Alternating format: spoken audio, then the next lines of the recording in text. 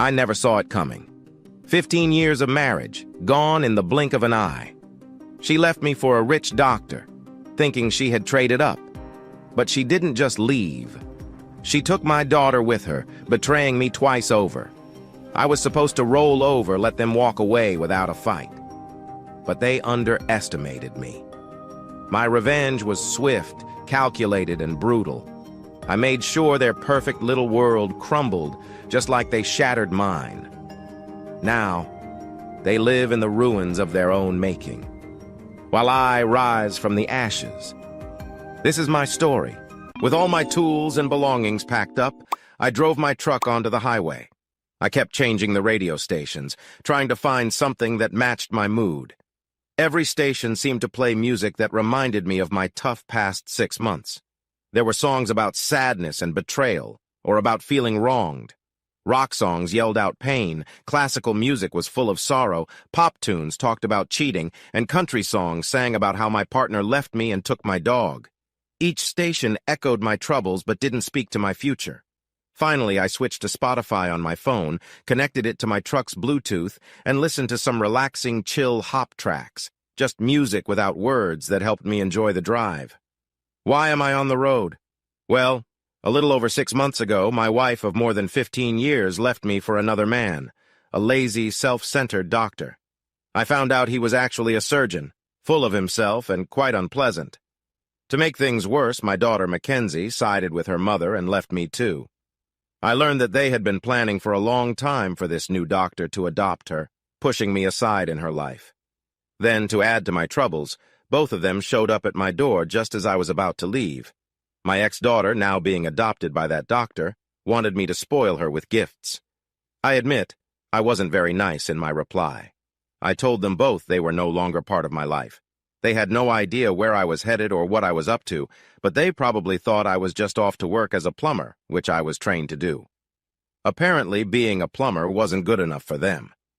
After the divorce and the difficult adoption, I was driving about 6 hours from Maitland to Bathurst to start a new job as the quality manager at Deloties Inc. I had met the owners, William and Martha, the night my family left me with only a letter saying goodbye at the local hospital.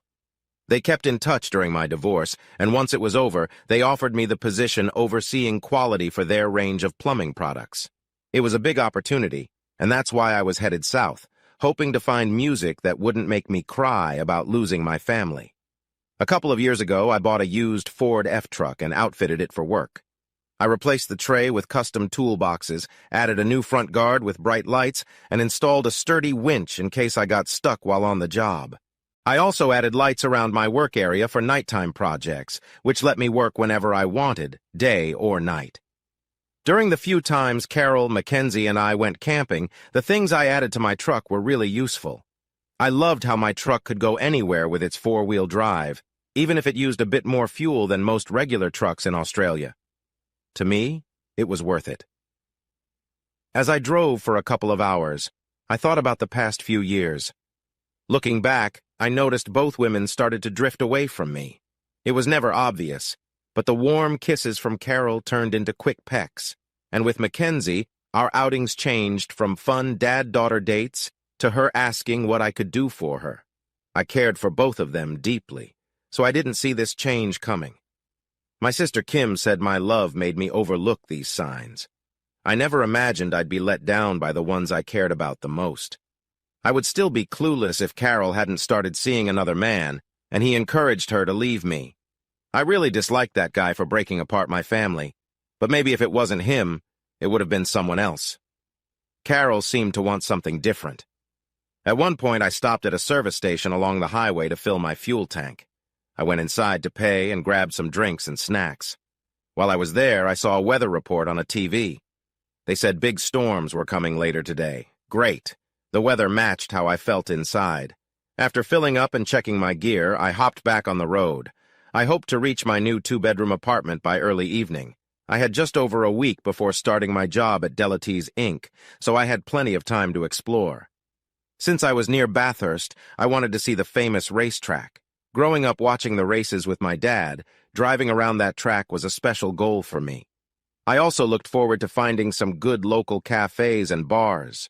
For someone like me who works with their hands, coffee and evening drinks were important, so knowing where to go would help me meet new people. As I drove, I kept thinking about my life lately, and I began to feel sad. Even after my issues with Carol and Mackenzie, I still didn't fully understand why they treated me the way they did. They put a restraining order on me, which means I can't see either of them or that doctor during the divorce. At the same time, they wanted me to allow Mackenzie to be adopted. She would become Mackenzie Morrison and would no longer be my daughter. Kim, my older sister and lawyer, persuaded me to sign the papers. She said that since so much time and effort had gone into this, my two betraying women knew what they were doing. The sky matched my mood. Dark clouds formed as I drove, almost like the storm understood my sadness and wanted to join in. I thought that maybe the storm would pass over the Morrison home and something bad would happen to it. As the rain started, I felt even worse. I thought my windows were up, but somehow my shirt got wet. I was dealing with the pain of losing my family. With the rain pouring outside, my tears joined the rain inside the car, and I drove on, mourning my loss. Then the rain really picked up, falling like a waterfall. It came down so hard that I had to slow down, trying to see the road as lightning flashed and thunder boomed around me. I drove through the storm for nearly 2 hours. Sometimes it was light, and other times it was so heavy that I could barely see. Through it all, I cried. Each sign I passed was a reminder of how far I had come, each tear holding a memory of love, and each lightning flash hurt like my heart. I saw a rest area and decided to pull over. Driving in a storm wears you out, and with all my emotions, I was really tired. I filled up my gas tank and parked in a space. Soon I fell asleep to the sound of heavy rain against my windows. About 30 minutes later, I woke up and felt much better. It seemed like most of the storm had passed. It was still raining, but lighter now, and the lightning and thunder had moved away. I took this as a good sign, turned on the radio to a local country station, started the truck, and got back on the road. I drove for about an hour when I heard a news update on the radio. Attention everyone, we apologize for interrupting our program. The Weather Service has reported that a strong storm is forming right behind the rain that just cleared the Sydney area. All residents from Newcastle to Orange should find shelter, as there may be strong winds, hail, and heavy rain. They continued to provide details for the next 10 minutes. A few smaller storm systems came together and used the moisture from the last storm to form a much larger storm. I knew I'd be in the middle of it, and there weren't any safe places to stop between where I was on the highway and Bathurst. My truck might get hit by hail, which could break my windows, but if that happened, I could take shelter under one of the highway overpasses. Since I was in a sturdy 4x4 truck, the rain didn't really worry me. I could drive through almost anything except the worst conditions. So I kept going. The rain started again, and I focused on the road. Sheets of water hammered my truck as I drove. This time, after feeling sad for hours, I was determined, keeping my mind on the road. At one point, the rain was coming down so hard that I almost missed my turn. I turned off the highway onto a road that would lead me to my new place on the edge of Bathurst, near Deloties Inc. It was a good road, but unlike the highway, it didn't have street lights, and the sides weren't as wide, so I had to be careful. I had been driving for about 20 minutes on this road, and thought I still had about another hour to go when I saw something out of the corner of my eye. The rain was pouring so hard that it sounded like a band playing drums on my windshield.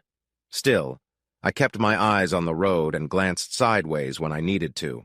During one of those side glances, I saw the hazard lights of a vehicle ahead. But something was off. The lights weren't where they should be.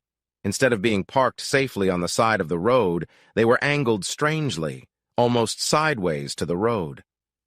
I slowed down as I got closer and then stopped next to the vehicle that clearly needed help. It was a newer Land Rover Sport, a four-wheel drive that could go off-road if someone knew how to handle it.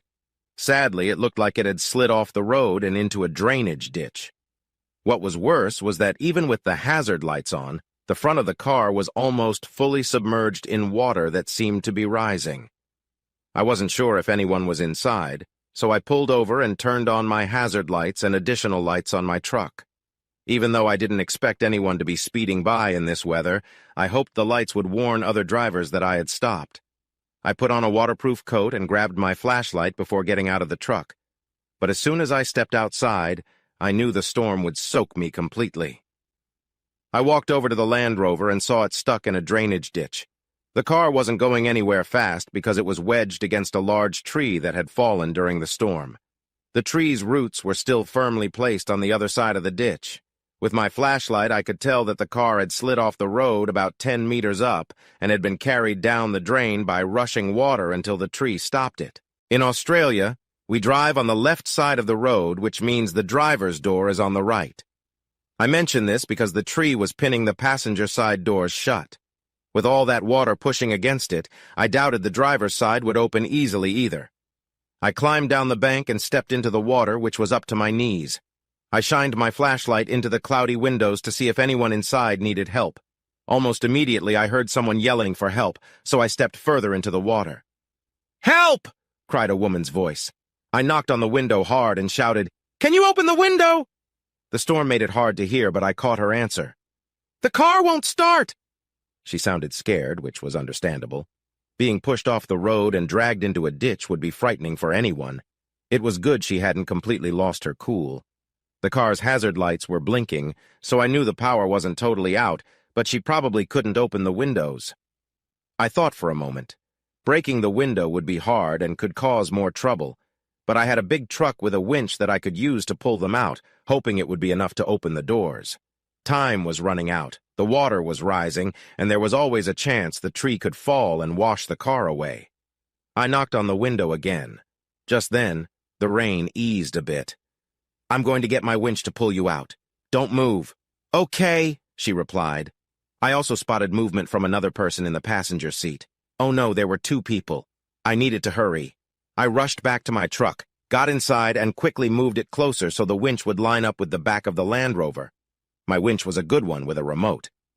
After positioning the truck, I got out and started to unwind the winch to connect it to the back of their car.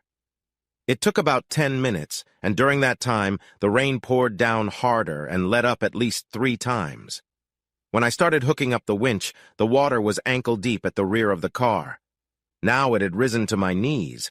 I also realized that while the Land Rover is a good car, its recovery points can be hard to reach when you're in a rush. I wound the chain of the winch through the recovery point but struggled to secure the other end. I attached it where I thought it would stay, then stepped back to start pulling the car out. At first, it moved slowly as the metal cable tightened between my truck and the car, but after a few minutes of careful winding, the car began to come out of the rising water little by little. I wasn't too worried about my truck getting pulled into the ditch. My F-truck is much heavier with all my tools and gear. So I kept working to pull the car out. It took about 10 minutes, but I got the car out enough so that the doors could open. As soon as I felt it was far enough out of the water, I stopped winding. Before I could even step into the now knee-deep water, the driver's side door began to open. There was still some water pushing against the door, so I had to help pull it open. But when the driver finally got out, my life changed forever. I reached out my hand to her while the rain poured down. I helped her out of the car. She had pale skin and a few freckles, paired with a stunning head of red hair. She wore a dark green skirt that hugged her figure, and when she walked, it was hard not to notice her. The white blouse she wore became somewhat see-through in the rain, and though she had a white bra on, it was still wet. I had to look away to respect her privacy. She blushed a bit, knowing there wasn't much she could do about it in such weather, and I focused on her eyes to show my respect. Her green eyes were captivating. I could have looked into them forever, forgetting that we were in the middle of a huge storm, and moments ago, she could have been swept away. Just like that, the moment passed. I helped her stand steadily, making sure she wouldn't fall into the surrounding water. Then, I turned to help the passenger out of the car and had to do a double take. If the driver was beautiful, I was again amazed as I saw the person climbing over the center console to exit. She looked just like her sister, and I was sure they were related. They had to be identical twins. The same curves, hair, eyes, and freckles were there, with just slight differences. As she climbed over the console, I couldn't help but notice how alike they were. She was wearing a navy blue skirt and a white top. She had to lift her skirt to get out of the car. I helped this second girl out, and then the 3 of us walked out of the water and onto the dry shore of the ditch. Luckily, the rain had stopped, so we didn't have to shout. Are you both okay? I asked them. They nodded. Yes, thank you, said the girl in the green skirt. I don't know what we would have done without you, the other girl in the blue skirt added. I looked at the winch cable. It was tight. The water was still pushing against the car, but the tree was keeping it stuck. I thought I might be able to pull the car out, but it would be hard work. If the car's battery was dead, I wasn't sure what I could do. Is there someone I can call to help you? I can't do much more for your car right now. The main thing is that you are safe. I'm Terry, by the way. The girl in the green skirt looked back at her car and frowned. The girl in the blue skirt looked at me and said, I'm Harmony, and this is my sister Melody. Thank you, Terry. Yes, thank you, Terry, Melody said. We got pushed off the road.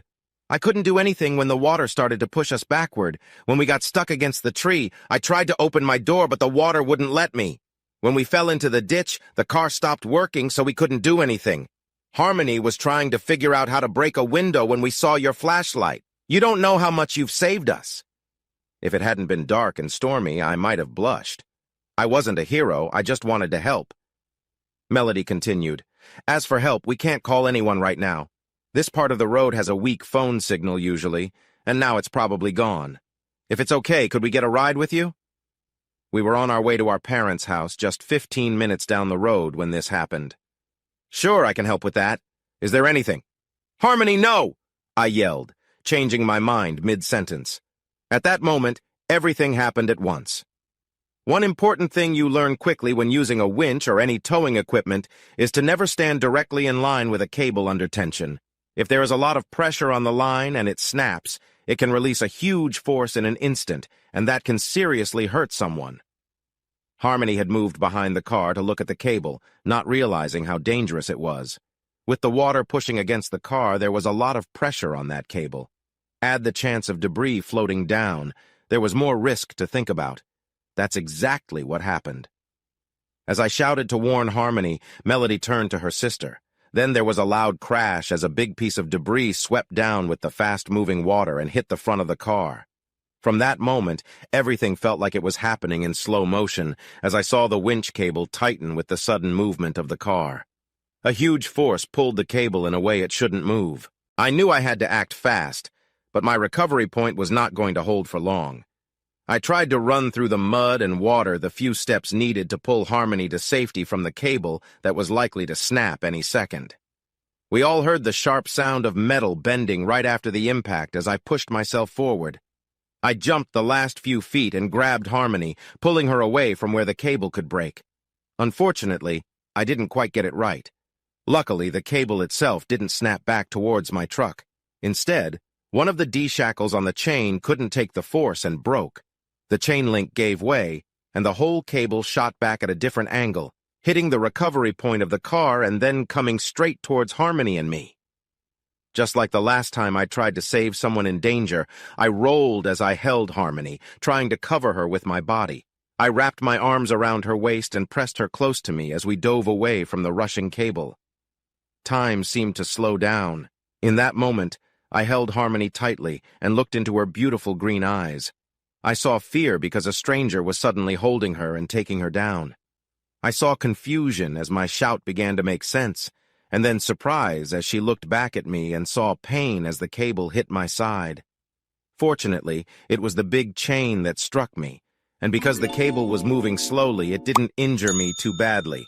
However, it did hit my left side hard, leaving a bruise, and then it scraped along my left arm, creating a long cut from my shoulder to my elbow. At last, we landed and time started again.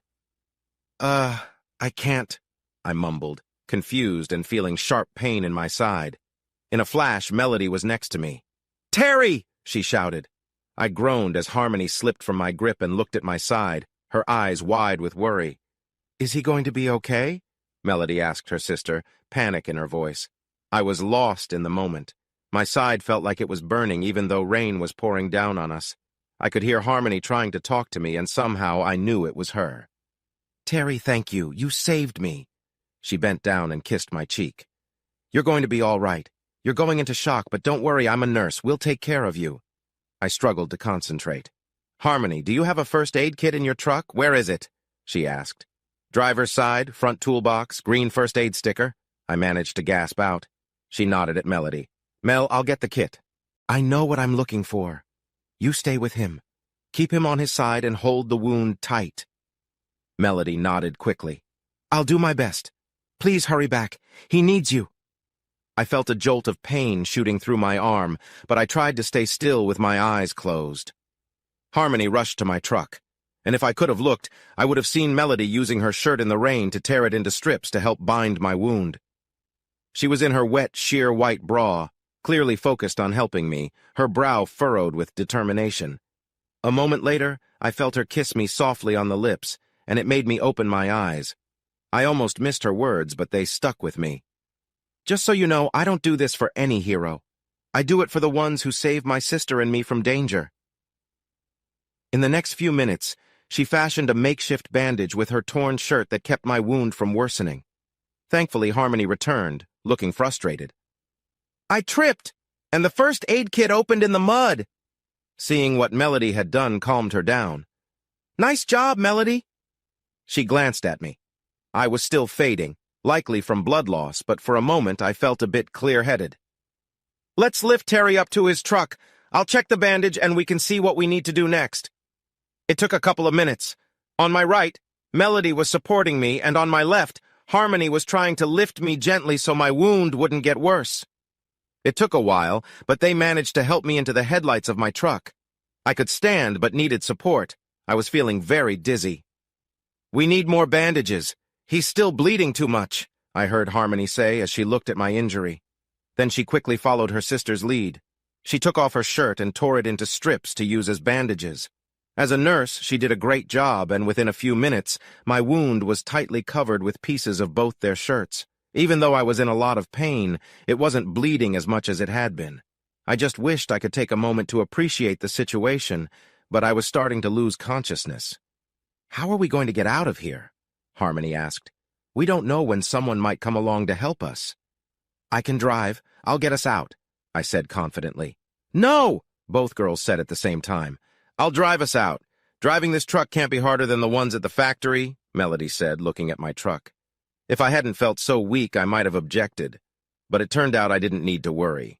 Melody, dressed in a green skirt and a simple white top, had a license to drive heavy vehicles. Who knew? It took a few minutes, but the girls helped me into the driver's seat while they arranged the back seat so both Harmony and I could sit there while Melody took the wheel. She seemed comfortable in my truck. She got the broken winch working and figured out the spotlight controls, turning them off. I remember her carefully driving the truck back onto the road. I had no idea where we were headed, but she seemed to know the way. The last thing I remember before things went blurry was a soft kiss on my lips, gentle yet familiar. I opened my eyes to see wonderful green eyes looking back at me. It's okay, Terry. We've got you. And thank you. You saved both of us. After that, everything became fuzzy, and I must have lost consciousness. After some time passed, I slowly woke up. I could hear the soft beeping sounds of hospital machines, the kind you hear after a serious event. But this didn't feel like a hospital bed. It was way too soft. I took a moment, then opened my eyes with some effort. I saw a ceiling that was at least 12 feet high with nice decorations. The curtains were drawn, but I could tell it was daytime outside, probably late morning. My left side hurt, and I could feel the injury there, making me hesitant to move. I also felt the sting of a medical drip on my right side and the pads on my chest. When I tried to shift my weight, I found it hard to move. The reason was that Melody was sprawled across my waist. Her hair spread out a bit, and her arm was resting on me in a way that showed she cared. I turned my head to the left and saw Harmony. She was softly holding my hand, and it looked like she had been resting until I moved. When I looked at her, her bright green eyes met mine, and a smile spread across her face. "Hi," she said simply. "Hi," I replied, trying to smile back. "He's awake?" Melody asked, sitting up from where she was lying on me. "Yeah, our hero is back," Harmony said, giving my hand a gentle squeeze. Waking up after a serious accident wasn't so bad with two lovely sisters caring for me. Melody smiled at me, just like Harmony had moments before. But soon, Harmony switched to caring mode. She began checking on me, taking my pulse, looking into my eyes with a small light, and listening to my heartbeat with a stethoscope.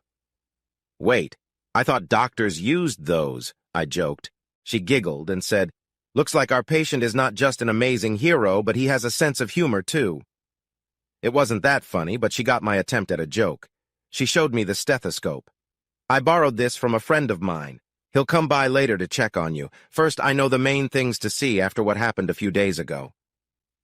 She picked up the phone next to the bed, waited a moment, and said, "He's awake," and then hung up. "Days?" My eyes were filled with questions, and Harmony nodded. "You have been sleeping for almost 4 days, Terry." The girls must have seen the worry on my face. 4 days? Oh no, I need to call my new boss and let him know. I was supposed to tell him 3 days ago that I had arrived. I didn't want to start on the wrong foot with William and Martha by not telling them what was happening. "It's okay, Terry," Melody said with a bright smile. It wasn't the smile of someone worried about a friend. It was the smile of someone who knew more than I did. "We've taken care of everything. Your new employers know where you are and what happened. They've even told your sister, so don't worry." I felt a weight lift off my shoulders and I relaxed. Are they okay? William and Martha have been there for me, along with Kim, for the past few months. I would hate to let them down.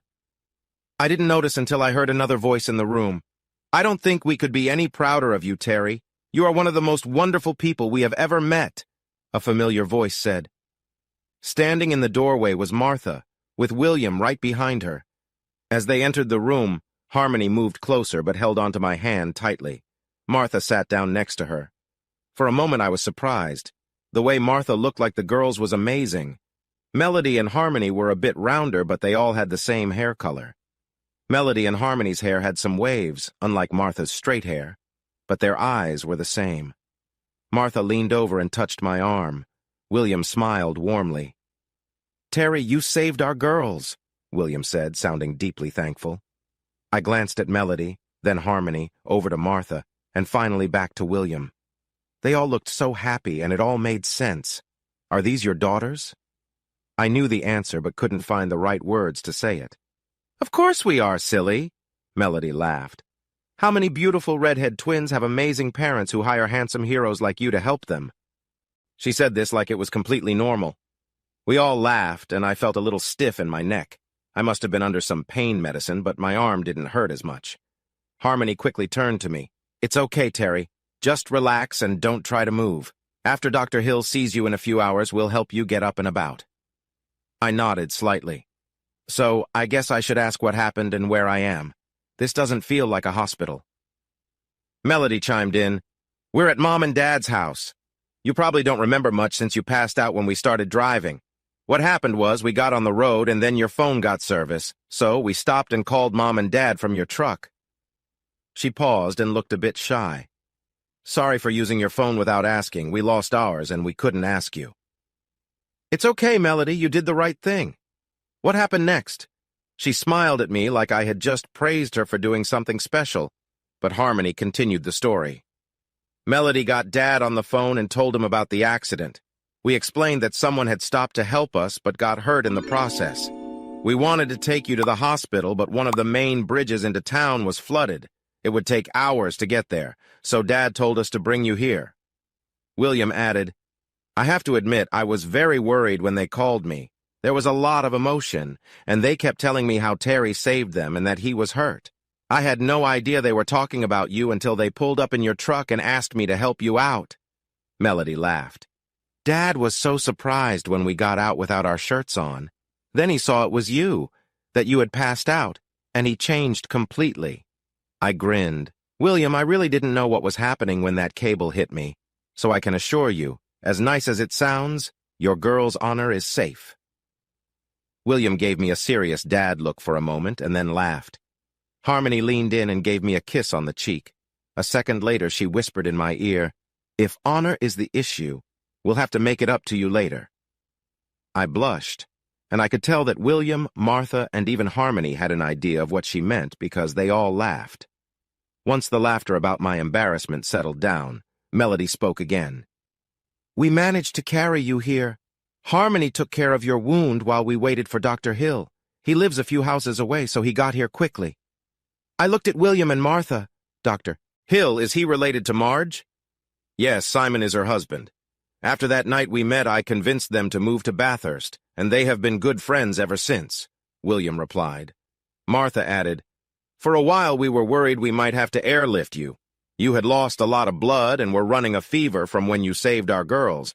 But Simon stitched you up and got some blood from local sources, thanks to your donor card in your wallet. We've just been waiting for you to wake up. We sat in silence for a few moments, processing everything from each person's point of view. I realized that I wasn't the only hero here. Melody, Harmony, I know you think I saved you, but I want you to know that both of you are now my heroes too. If Harmony hadn't been there to help either of you, or if she hadn't been able to drive, I might not be here. The girls started to tear up, but they had big smiles. I could tell that William was proud of his daughters. However, even after sleeping for nearly 4 days, I started to feel tired again. Harmony noticed, Okay, everyone, I think Terry needs to rest some more. He's out of danger, so let's let him sleep for a few more hours until Simon arrives. She turned to me and said, Terry, you need more sleep for now, and once Simon checks you out, we'll help you get cleaned up and moving again. The way she said cleaned up made it look like she was eager to assist. I looked from her smiling face to Melody, who had also changed her clothes, revealing her similar features. Enjoy, dear, Harmony said. The girls exchanged glances, then nodded and turned away to change. I found it hard to know where to look as they both revealed their underwear. They had lovely bodies. As they leaned over, I glanced back and forth, surprised by what I saw. They were playful and charming, and when they turned back to face me, big smiles lit up their faces. Come on, hero, let's get you showered, Melody giggled, noticing my surprised expression. I couldn't help but keep my eyes on them as they were so captivating. Harmony brought over a plastic cover for my arm and some waterproof tape to keep it dry. Then the three of us stepped into the big double shower. It was a bit tight, but all I had to do was stand there. The girls took some washcloths and washed me with soap. They didn't say much while they worked, but each time they soaked a part of me, they would lightly touch my arm. Even while being careful of my injuries, they were kind and gentle. Harmony paid special attention to a bruise on my back. After a while, they had cleaned me up completely. They stood together and leaned in to give me soft kisses, first Melody and then Harmony. This is for you, our hero, Harmony whispered, as Melody kissed me deeply. A moment later, I felt overwhelmed and let out a long sigh, feeling a wave of relief wash over me. My knees felt weak, but the girls were there to support me, helping me through an intense moment. After that, they helped me out of the shower, dried me off, and tucked me back into bed. I fell asleep almost immediately and slept until early evening. A few hours later, I woke up feeling refreshed but surprisingly alone. I had expected the girls to still be there. Just then, Melody walked into the room to check on me. Kneeling beside my bed, she gave me a gentle kiss on the forehead. We knew you needed more sleep, so we've been helping Mom and Dad get ready for dinner. She bounced off the bed and moved to a chest of drawers across the room, showing off her stylish denim shorts. Now that you're awake, I can help you get dressed, and then we can eat. Thanks, Melody, I said, unsure how to bring up what happened earlier or even if it was real. It felt so strange. Was that a dream I had earlier?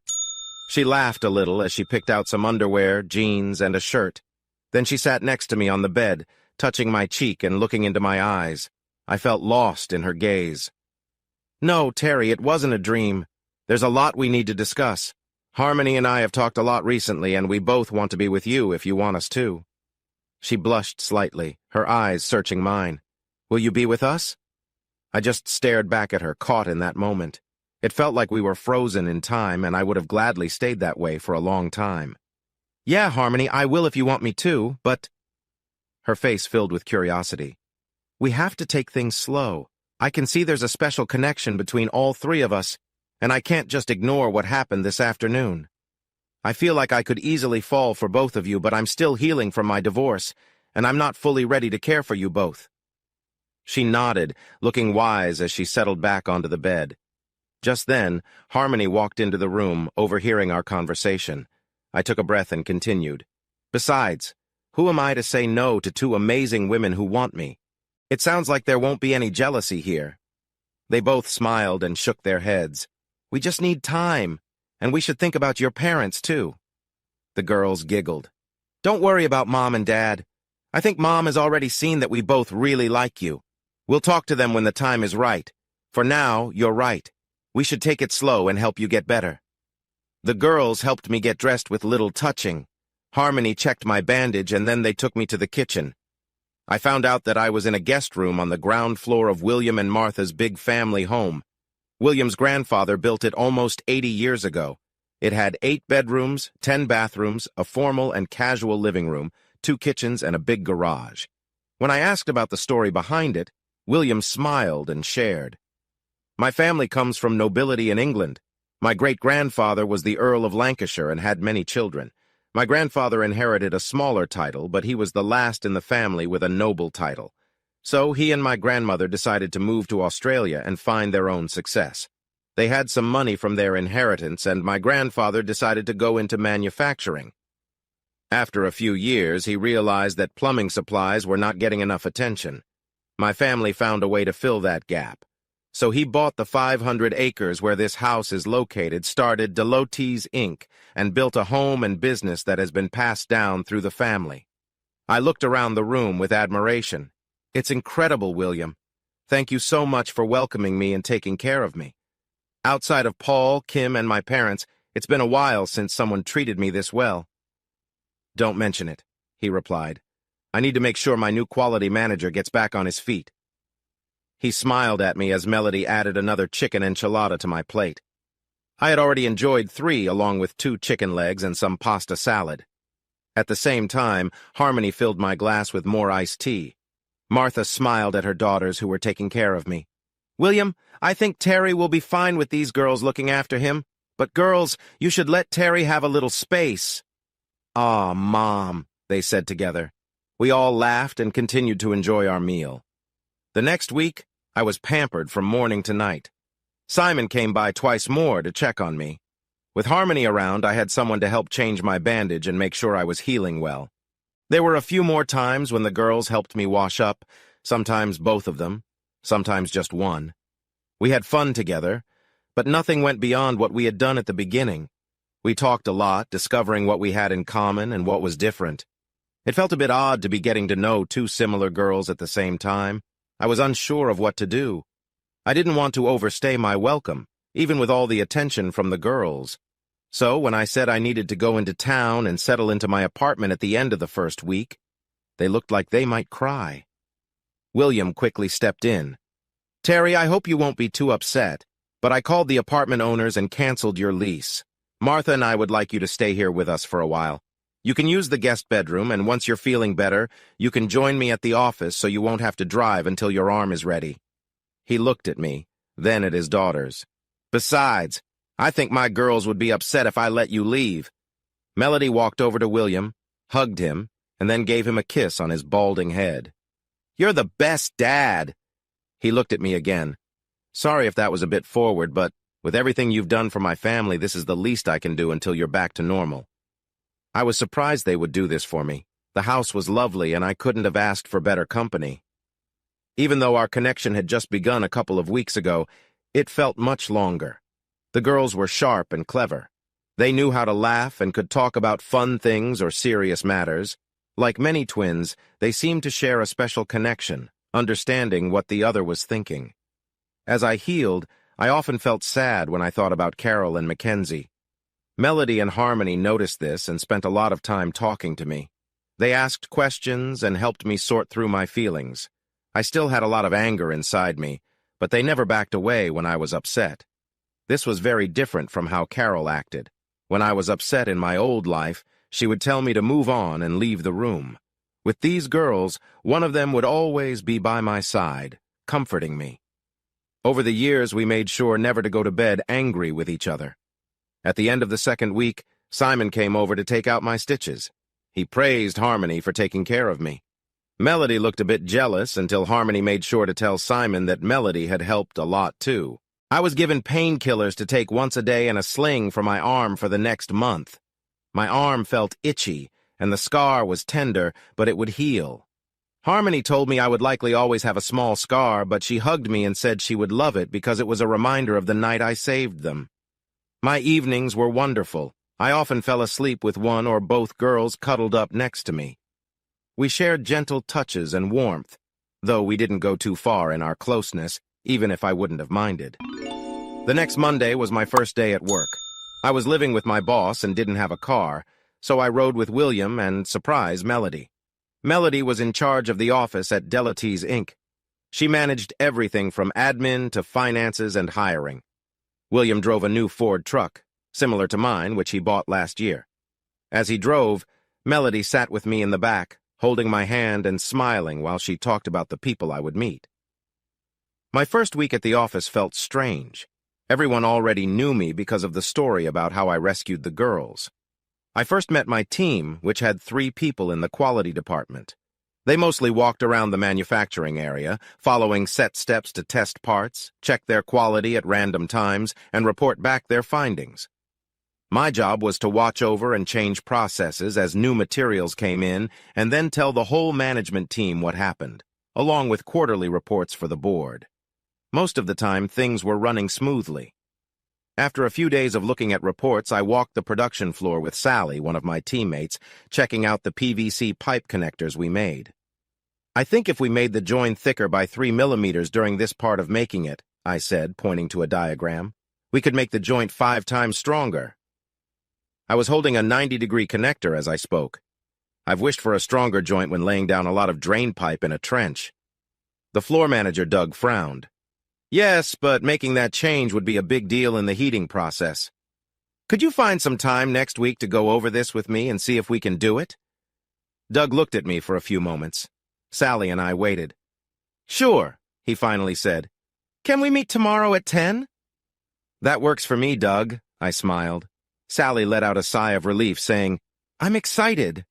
As we walked away, Sally took a deep breath. Wow, Terry, you did great. What do you mean? I asked.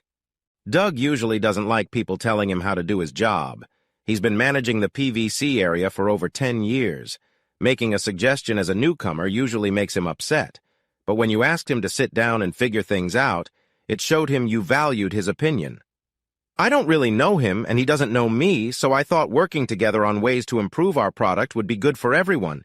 Keep that mindset, and you'll go far in your role, Sally said. Over the next few weeks, we had many meetings with Doug about different products. Once Doug saw I was genuinely interested in what he had to say, along with my experience as a plumber, he came up with several ideas. We worked together and made small but effective changes to some processes. This improved the quality of our products without costing us much in materials. At the end of my first month, I was starting to think of William's house as my home. When I got back, Melody came over and held my good arm, leaning up to kiss my cheek. What was that for? I asked. Does a girl need a reason to show someone she cares? She smiled. No, but that felt like a thank you for something more than just being nice. Melody looked surprised for a moment. Wow, Terry, you're good. Yes, that was a thank you, and it was for work. I know you've only been working here for a little while, but I'm already hearing good things about you. Even Doug is saying how smart you are, and that's a big deal. I'm not sure, Melody. Your mom and dad took a chance on me, and I just want to do a good job. I try to use what I know to help improve our work. Melody shook her head and took my hand as we walked inside. She guided me to the couch and sat down beside me. This was the first time she seemed to ignore what I was saying. It's more than that. We've had a lot of plumbers come through here over the years. Most of them acted like they knew it all, but you really listen and bring together different ideas while being kind to everyone. Every day, I see why my parents wanted you here. She blushed a little. You're just great at what you do. I couldn't find the right words, so I just laughed and Melody cuddled up to me. Ever since I met her and Harmony, I felt a special bond with them. Even though the hurt from my past family still lingered, it was fading as both girls showed me kindness. The tricky part was that I liked both of them, and I could imagine being with either of them. They both said they wanted me and had told me a few times. With both of them around me and sharing a bed, I often thought about a deeper relationship together. We sat quietly for about 15 minutes before Melody spoke, noticing my silence. Are you okay, Terry? You seem like you're thinking about something other than your old family. I shook my head and hugged her a little tighter. No, I'm just thinking about everything that happened in the past few months. I was hurt by Carol and Mackenzie, and your mom and dad have acted like family to me since then. I have to admit I'm happier than I expected, but there are still some things on my mind." "Like what?" she asked. "Feelings, mostly. I'm not sure how to explain. So much has changed in the last year, and I didn't expect any of it. It makes me wonder what will happen next, and I'm unsure about some things." I think she got what I was saying, but I found it hard to look her in the eyes. "I think I get it. It must be tough to be hurt so deeply, change your life completely, and then have to deal with all this," she said, giving me a quick kiss on the cheek. "And then to help two girls in need and find out they're your boss's daughters. On top of everything, both girls feel a special connection and want to be with you without being jealous." I nodded as she gently touched my cheek. "Sweetie, I understand how you feel. If I were in your place, I would probably feel confused too." I looked up and met her gaze, giving a small nod. Then she stepped back from our friendly hug on the couch and glanced toward the door, waiting for someone. Just then, the front door opened and Harmony walked in, coming home from her shift at the clinic. We all paused for a moment and said, "Hello?" Harmony sat down next to me and looked at both me and Melody, sensing that something serious was going on. Melody went on, "Terry, I hope you know that we are here for you. That includes both Harmony and me. We are not going to leave you or push you away. In the short time you have known our family, you have done so much for us, sometimes without even realizing it. I know that Mom and Dad really like you," she said with a blush. "And well, Harmony and we." She hesitated. "I think we might be falling for you." She looked very open and honest. When I glanced at Harmony, she was also blushing, showing a similar expression. "I know, girls, the closer I get to both of you," I said, holding their hands tightly, "the more the bad memories of Carol and Mackenzie fade away." They both squeezed my hands in return. "But I worry about what others will think if I introduce my girlfriends, yes, plural, and explain that they are identical twin sisters." Melody laughed. "Well, first of all, stud, every guy you meet will be jealous of you. No doubt they will be giving you high fives for life." We all chuckled. Harmony added, "Terry, I understand your concerns, but I think we can help. Why don't we invite your mom, dad, and your sister and brother-in-law to visit this weekend? It would be nice for you to see them in person instead of talking on the phone. You can introduce us as your girlfriends and see how they react." Martha laughed too, standing by the doorway where she had been listening for a while. "That's a great idea, Harmony, and honestly, I think your relationship is sweet. As a mother, I never expected to see both my daughters fall for the same man and not fight over it. But something about you three just makes sense to William and me." We all took a moment to think about it. "Look, Terry, I know my girls care about you, and William and I think of you as the son we never had. We'll figure things out as we go, but right now, dinner is almost ready, and you all need to clean up." The two girls took me to my room to help me get ready for dinner. We helped clean each other up and shared some sweet kisses, but dinner was almost ready, so I had to hold back some feelings while wearing my jeans. After dinner, we called Mom, Dad, Kim, and Paul to invite them to visit for a long weekend in about a month. After that night, Melody, Harmony, and I became very close. Often, Melody and I would finish our work, then drive into town to pick up Harmony when her shift at the local clinic or hospital ended. Luckily, most of her shifts were during the day and lined up with our schedules, so we had many meals together. I discovered that the three of us shared a lot in common. For instance, Melody loved lasagna just like I did, and Harmony liked Kraken rum, which was also a favorite of mine. Melody was a big Star Wars fan, while Harmony was crazy about Marvel movies.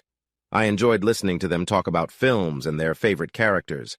I might not have been as into it as they were, but I loved good sci-fi action films. Melody enjoyed dressing up with bright shoes and fun raps, while Harmony chose more understated styles but liked to show off her legs. Sometimes the girls tried to trick me by swapping clothes, but it never worked out. Once, we were at our favorite Italian restaurant. The girls went to the restroom while I chatted with a staff member we knew.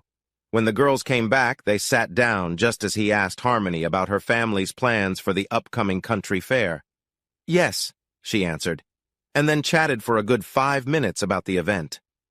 I couldn't help but smile and then started laughing. The three of them looked at me. "What's so funny, Terry?" asked the one dressed like Melody. "I'm sorry, George," I told our waiter, but the girls are trying to play a trick on me right now. You've been talking with Melody, not Harmony." Their faces all dropped, surprised for two very different reasons. "How did you know?" George asked, confused. I shrugged. It's hard to explain, but there are many reasons why the girls look different. But mostly, when I look at them, they feel different to me. "Really?" I shrugged again. "Yeah, I can't really explain it, but I just know." Melody smiled and looked at Harmony. "We'll see about that," Harmony responded with a playful grin. In the month leading up to my family's visit, the girls kept trying to trick me into thinking they were each other. Sometimes they acted like themselves but tried to behave in new ways. Other times they switched clothes or changed rooms to confuse me. One day, Harmony came to work pretending to be Melody. I let her get close to lunchtime before I asked her to do a complicated task that only Melody would know how to do. "Your dad needs this report in an hour," I told Harmony. I could see she was trying hard not to panic. She thought she had fooled me this time. "Sure, sweetie. It will be ready as usual." "Great. And by the way, yes, you might want to call Melody and ask her to help you with it." I walked away laughing. William saw me laughing as I left Melody's office, with Harmony sitting there looking caught. He raised his eyebrows and called me over. "What has my daughter done now?" "Nothing much. Just the girls trying to trick me again. I planned my day to catch them at it." "So you noticed?" "Yeah, from the moment Harmony got in the car pretending to be Melody, I knew. I just kept asking her for more things to do until I gave her a task that only Melody could handle." We shared a laugh for a few minutes. I had a feeling they were up to something. Usually I wouldn't allow that at work, but knowing you and the girls, I wanted to see how it played out. He paused and looked at me. "You know, very few people can tell the girls apart, even up close. But since you met them, you seem to know exactly who is who." He got up and walked to the cabinet in his office. He returned with a bottle of whiskey and some glasses. It was a bit before lunchtime, and it wasn't unusual for William to share a drink with a manager. However, considering our conversation, I wondered what his plan was. He poured us both a glass. "I guess I should ask how you're liking it here?" The question surprised me. I thought we would keep chatting about the girls and my growing friendship with his daughters. Instead, I smiled and took a sip of my whiskey. "Honestly, I love it. The people are amazing, the work is interesting, and I feel like I'm making a difference for fellow plumbers out there. I can't thank Martha and you enough for this chance. You helped me when I was feeling my worst, and I hope I'm living up to what you want from me." I stopped for a moment, realizing that things weren't always as perfect as they seemed. "Why do you say that, William? Have I disappointed you?" He chuckled and glanced at his drink, which was mostly gone. "Not at all, Terry," he said, meeting my gaze. "Everyone thinks highly of you. You show care, listen well, and never shout at anyone. You know how to bring in the right team when we need to improve things, and you always share the praise. Our last quality manager, Tom, was well-liked but stuck in his ways. You've brought so many fresh ideas that we might need to look for new projects before the next quarter.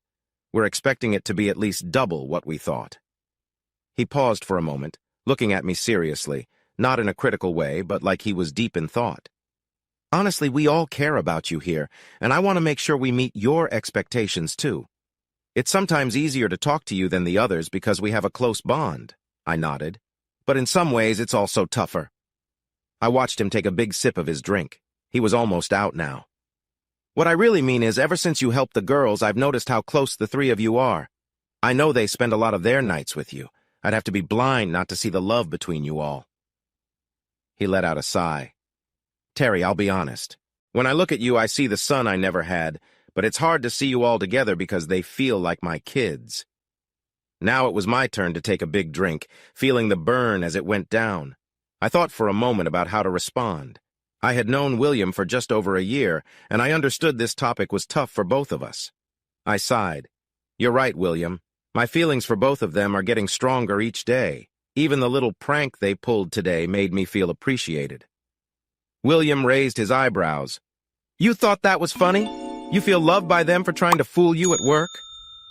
"When I was growing up, my big sister Kim used to tease me like all older siblings do. It was never meant to hurt, but it pushed me to do better. She always encouraged me to look for the truth even when she was joking around. She always tried to help me, and she was there when I needed support. I feel the same way about Melody and Harmony. We've spent a lot of time talking, and yes, there have been many hugs and warm moments. He looked at me with concern, his protective side kicking in, but then his expression softened as he waited for me to go on. For the last month, the girls have been playing little tricks on me, making me think one of them was doing something while the other was not. But even today, they never denied it, and I could see the smiles in their eyes. They might have been teasing me, but they would never do it to hurt my feelings. Every night they talk to me about it, making sure they don't cross any lines or upset me. I never had that kindness from Carol or Mackenzie. I stared into my whiskey glass. I know I'm still hurt by what Carol and Mackenzie did. However, Melody and Harmony have helped me feel better. Oh, I know there's still a lot for me to deal with, feelings to sort through, and probably some tough conversations with my former family ahead. It's just... What is it, Terry? William asked gently. I know, I am falling for both of them. I let out a sigh. Revealing my feelings to their father was hard but necessary. They are both so different, yet when I'm with either of them, I feel like I need both of them to be truly happy. I glanced at William as he took a moment, swirling the last bit of whiskey in his glass, deep in thought. I'm sorry, William, I probably shouldn't have told you this since they are your daughters. I know family means a lot to you, and hearing this from me must be tough. He chuckled, similar to how he did at the hospital when a doctor was being rude. It seemed he found a bit of clarity. You're right, Terry, I love my daughters more than anything. I'd do anything for them. Martha and I have noticed how the three of you get along. And while it hasn't always been easy to watch, Terry, he paused once more, they want you. Melody and Harmony don't want just one of you. They both want you in their lives. It might be unusual, but if you can make my girls happy, I won't get in the way. And yes, hearing this from you is tough as their father, but I think you might be feeling this more than anyone else. You love both of them completely. Can I give you some advice? I nodded and took another sip of the smooth whiskey. Just let things be for now. Those girls will get what they want when they focus on it. When they work together, not many forces, even their mother and I, can stop them. Watching you, I believe the three of you will always be close, no matter what happens. I smiled a little. William, you're pretty relaxed about this, talking to someone who likes your daughters. Terry, since the girls became teenagers, I can count on one hand how many boys they've dated. When one is interested in a guy, the other checks him out closely. I think this is the first time they're both interested in the same guy. Honestly, I like you. If you end up with my girls, that's fine by me because I see your good character. After what you faced with Carol and Mackenzie, I know you wouldn't hurt either of my daughters. We chatted for a bit longer, and when we stood to walk to the factory floor, we heard quick footsteps running away from the other side of William's office door. Opening it, we saw two girls with red hair slipping into Melody's office. Poking our heads in, we noticed Melody and Harmony both looked a bit shy. I wondered how much they had heard. The weekend my family came to visit was a mix of feelings for me. They admired the house and joked about my growing friendship with the girls, and we shared a lot of fun stories from the past. Everyone got to hear tales from my childhood, and Kim shared funny stories about teasing me at school. We even cherished some memories of times with Mackenzie while she grew up. By the end of the weekend, I felt a little sad. It was nice to remember, even if someone else's actions had spoiled the feelings. Then came the next shock in my life. My mom, Josephine, had been quiet all night, but suddenly she took charge of the conversation, and everyone went silent. Terry, we have news for you. You might remember that a few months ago, around the time of your divorce, I wasn't feeling well. We had some tests done, and we just repeated them to be sure. I had a bad feeling, seeing tears in my mom and dad's eyes, but my mom kept going. I have cancer. Many things in life can upset you. I had faced a few already, but hearing my mom say she had cancer was something I wasn't ready to hear. Mom, I know this sounds silly, but are you certain? My dad, John, jumped in. Yes, son, we are sure. From what we understand, it's a rare type of bone cancer. There are treatments available, and we're not sure what the future holds, but we wanted you to know. My dad, a tough plumber who had been there for me my whole life, had tears streaming down his face as he spoke. I have to say, so did everyone else. For the next hour, we all sat together. Harmony went inside to get her tablet. She asked Mom and Dad for some information so she could look up details about the cancer and its treatments. She spent a few minutes searching online, mostly skipping Dr. Google in favor of medical websites she trusted. She found good information about treatments and success rates, which she was happy to share were fairly high. After our sad talk, everyone started moving to their rooms. Since tomorrow was Saturday, we planned to go into town for some shopping after a late breakfast. Soon, it was just Kim, Paul, Melody, Harmony, and me left, along with the last bits of a jug of sangria that Martha had made earlier. "So how is Mom really doing, Kim?" I asked after a while. "She's heartbroken, little bro," Kim replied quietly. "I've only known a few days longer than you, and I've cried myself to sleep more than once since then. This is Mom we're talking about." "I know!" I almost shouted. "After everything that's happened this past year, I thought we might finally get a break." I felt Melody take my hand, and Harmony held my other hand. I looked at Harmony. "I know cancer is always serious, but how serious is this one?" I asked her. She thought for a moment before saying, "It's pretty rare from what I can see. If caught early enough, it's less worrying, but it can develop quickly in later stages because it may affect the bone marrow. I guess I'll need to let Carol and Mackenzie know eventually." I slumped forward, feeling heavy. That conversation was going to be difficult. Kim looked at me firmly. "Not yet, Terry. They can wait until we know more about Mom's treatment." I sensed she had more to say. "What else is going on, Kim?" She sighed, and I could tell she had been feeling a lot of weight lately. "After you moved a few months ago, it took less than a week for Mackenzie to contact Mom and Dad and ask to see them. And you didn't tell me because, well, at the time, you had just had your accident and were recovering thanks to your amazing friends here." She smiled at the girls. "We didn't think you needed to know in your condition." I swallowed and shot a hard look at Kim. She raised her hands in defense. "Terry, we weren't trying to keep anything from you. It just didn't come up once you were feeling better." "So, what happened?" "Well, Mom and Dad were upset. They really disliked what Carol did to you and were disappointed in Mackenzie, but they still love her, so they agreed to see her. Stephen was the one who brought Mackenzie over. She introduced him as her new dad, and Mom was really upset." Kim gave me a sad smile. "Their meeting didn't last long. Dad asked Stephen to wait outside. When Mackenzie insisted that she would not enter the house if Stephen couldn't come in, Dad asked them both to leave. Mackenzie got teary and told them it wasn't fair. She cried because she hadn't seen them on her birthday and hadn't received her birthday gifts. At that point, Mom got really angry. She told Mackenzie that she was acting selfish. Mom said she was disappointed that she had lost such a caring granddaughter and that she felt ashamed of what they did to you." "Mom actually said that?" I couldn't believe it. She didn't usually use strong words. "Yep," Dad laughed when he told me but didn't look happy at all. After that, Dad asked them to leave again. They got into Stephen's fancy car, and while Mackenzie cried, he gave Mom and Dad the finger as they drove away. That's the last they've heard from them. "He sounds awful," Melody said. "Well, he's not having an easy time at work right now," Kim explained. "She told us that he was on probation and wouldn't get bonuses for 2 years because of how he treated me. I heard he has a trust fund, but it's running low. He and Carol haven't been spending wisely these last few months." I scoffed. Well, they had been sneaking around behind my back with Mackenzie's knowledge for years, so I don't care how they are doing. I paused for a moment. Actually, I hope things are tough for them. Kim laughed, her first real laugh in a while. She looked at my girlfriends. Girls, can I talk to my brother alone for a few minutes?" "Sure, Kim," Harmony said, getting up to give me a hug. Then Melody did the same. Paul kissed Kim, and the girls took his arms as they walked inside. We watched them go in, both smiling at Paul, looking uneasy with the 2 girls beside him while his wife watched. "Terry, besides Mom's news, I also have a couple of other things to share with you," Kim said. I think she saw the worry in my eyes.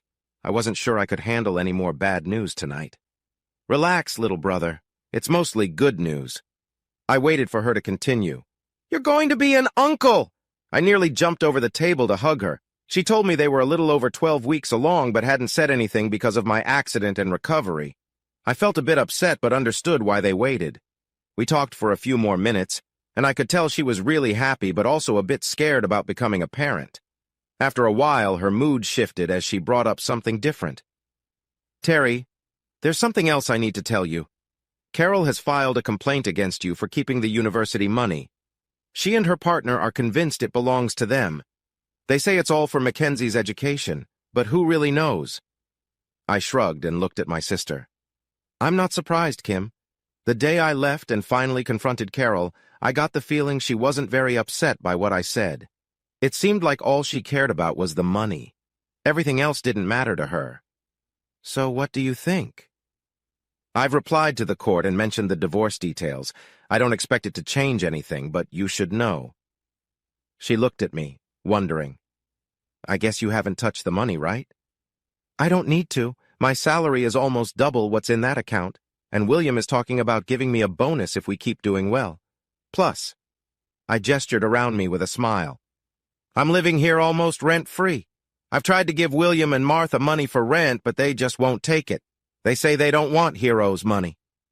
Kim laughed. Speaking of Heroes, what's really going on with you and those two? She asked, grinning. Kim and I had always been close. When she and Paul got serious years ago, I was her go-to person. Even before my problems with Carol and Mackenzie, Kim always understood me. Honestly, I thought it would take a long time to feel something again, but when I see them, I feel a warmth I never even knew with Carol. You mean one of them, right? No, Kim, both. I feel differently about each of them, but it's love for both. It's all growing at the same pace, and I can't imagine starting something with one without hurting the other. We've talked about it, and both girls want me to be with them together, not separately. In my mind, I can't separate them. Kim studied me for a moment. It had been a while since she looked at me that way. Terry, I'm not sure I have the best advice, but I can tell you that both those girls feel the same way about you. We sat quietly for a moment. Have you, been with them yet? I nearly spat out my drink. Kim! She laughed. I'm serious. Have you been close with them yet? Well, kind of. Most nights they fall asleep next to me and they've helped me take showers while I was healing, I said, feeling my cheeks warm as I thought back to that first time. But no, I haven't been in a romantic relationship with either of them yet. Why not? I looked at my sister and replied, Seriously, I'm just one guy, and there are two sisters. That's just complicated. She waved her hand, brushing off my worry.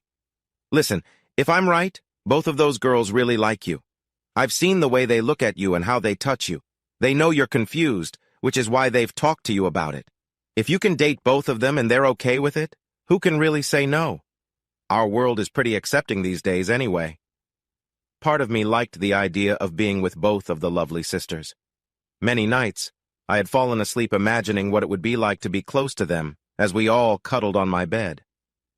I don't know, Kim. It just doesn't feel like me. Come on, little brother. I saw your face just now. You were thinking about being with both of them, weren't you? I felt myself turn red. Kim usually had a knack for reading me. I won't say it's not something many guys dream about, but still. Terry! What's wrong? This is way more than just a little crush. I can see it on their faces and even in your eyes. It's not just about fun times. You really are starting to love both of them, aren't you? I paused and looked down at my drink. Yes. Then you need to make a move. I know you're feeling confused because of Carol and Mackenzie, but I bet they feel the same way about you. So please, Terry, do something. I glanced at Kim and took a sip from my glass. Kim, I'm a bit scared. I don't want to lose either of them. I'm not sure they realize how much they both mean to me. We do everything together. When I'm out, it's with them. When I'm home, it's the same. I don't want to mess that up. For me, it feels like a big chance. Kim laughed lightly. Oh, my poor brother, you're really into them, aren't you? I smiled for the first time. Yeah, I guess I am. I truly care about both of them. Saying it out loud to Kim felt right. Listen, Terry, I'm going to give you some sisterly advice. You need to act because if I'm right, and I usually am, they're not going to wait around for you much longer. What do you mean? Let's just say I have a feeling they'll make the first move soon, and you might not see it coming when they do. She smiled knowingly. We chatted about the girls for another 10 minutes until Paul came to get Kim and told her it was time for bed. My sister's husband wanted to make sure she slept well every night since she was pregnant. So we went inside, and my sisters, Melody and Harmony, came downstairs. They were wearing soft cotton nightgowns that were loose-fitting. I noticed they weren't wearing any bras. They hugged Kim and Paul to say goodnight before pulling me to my room and helping me into bed. Then they got in on either side of me and cuddled up close. "Good night, Terry," Harmony said softly, kissing me gently on the lips. "Good night, Terry," Melody repeated, giving me a similar light kiss. The next morning, I woke up to find Melody resting her head on my shoulder, breathing softly as if any movement might wake her. On my other side was Harmony, who was awake, looking at me with her bright green eyes. We were all under the sheets, and I could feel their warm bodies next to me. She smiled and said, "Good morning, Sleepy." I smiled back, and the sound woke Melody. "Terry, we have something to tell you," Harmony said. "Yes?" I replied, curious. Melody lifted her head from my chest and sighed. Then she continued, "When we went inside with Paul last night, we accidentally overheard your conversation with Kim about us." Suddenly I felt fully awake and a bit embarrassed, wanting to pull away. "Terry," Harmony said, stopping me while Melody still kept me on the bed. "We're sorry for listening in, but Kim is right. We both care about you. At first, you were the one who saved us, but as we've gotten to know you more over the past few months, our feelings have grown into something deeper than friendship. We feel like we're both connected to you in a special way. When we heard Kim talk about dating both of us, we realized we feel that way too because of how you treat us." Melody added, "After listening to your conversation with Kim and seeing your confusion, we decided to take a step forward. We've been discussing this for a while now. We're sisters and twins, and we both want to be with you. So what do you think? Do you want to be with us?" She looked at me with hopeful eyes, bright and shiny as if she had just woken up, but they sparkled with excitement. "Yes," I said, looking at both of them and feeling my worries fade away. They were smiling, and I felt both of them lean in closer to me. "But how will this work, with both of you and me?" I asked, confused. Melody laughed. "He's just a guy thinking about the physical part." Harmony giggled. She moved a little closer to me. "Terry, Melody and I have talked about this. We are fine with sharing you. We have always looked out for each other, and you know being open with each other is not a problem for us. And just so you know, we never have and never will have a romantic relationship with each other. So keep that thought to yourself," I chuckled. I had thought about that, but figured it was just a fantasy, much like this conversation. "We do want to love you together. If we are going to date, we are open to exploring how things go, but you will be our main focus." I think we all turned a little red. Wow, having the love of two amazing women at once? What man would ever say no to that? But girls, what will others think? Melody chuckled. "Mom talked to us about it a few weeks ago. She noticed us getting closer and is cautious, but she is happy for us." "You felt that with both of us just now, didn't you?" Melody asked.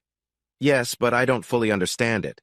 There was something special with both of you, something I have never felt before, even with my ex-wife." We spent a few more minutes sharing kisses before the girls got up. Breakfast was great.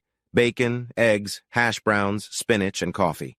The girls sat beside me, and while we exchanged several glances, nobody spoke about it. Kim smiled at me during breakfast, and then pulled me aside outside when everyone else was getting ready. "From how those two were with you this morning, I take it you took my advice and made a move, right?" "Actually, no," I said, and she looked at me curiously. "But what I just saw," I grinned back. "They were listening to our talk last night from Harmony's old bedroom. They decided to take things into their own hands when I woke up this morning, and there I was with two beautiful girls. And no, before you ask, nothing happened when we were interrupted. But we all feel there is something between us, and we'll see where it goes." She laughed. "My brother who went from a bad situation to two amazing women, but Terry, yes? Please be careful." "I will, Kim."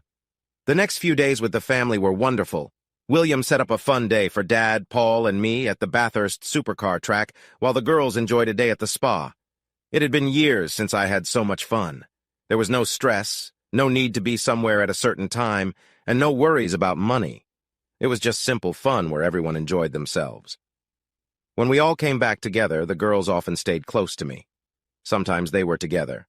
and other times just one would be by my side. It felt nice to know they wanted to be near me. When my family went back to Maitland, I agreed to visit for the weekend in a couple of months when my mom finished her first cancer treatment. I planned to use that time to catch up with some friends and take care of some legal matters regarding Carol and Mackenzie.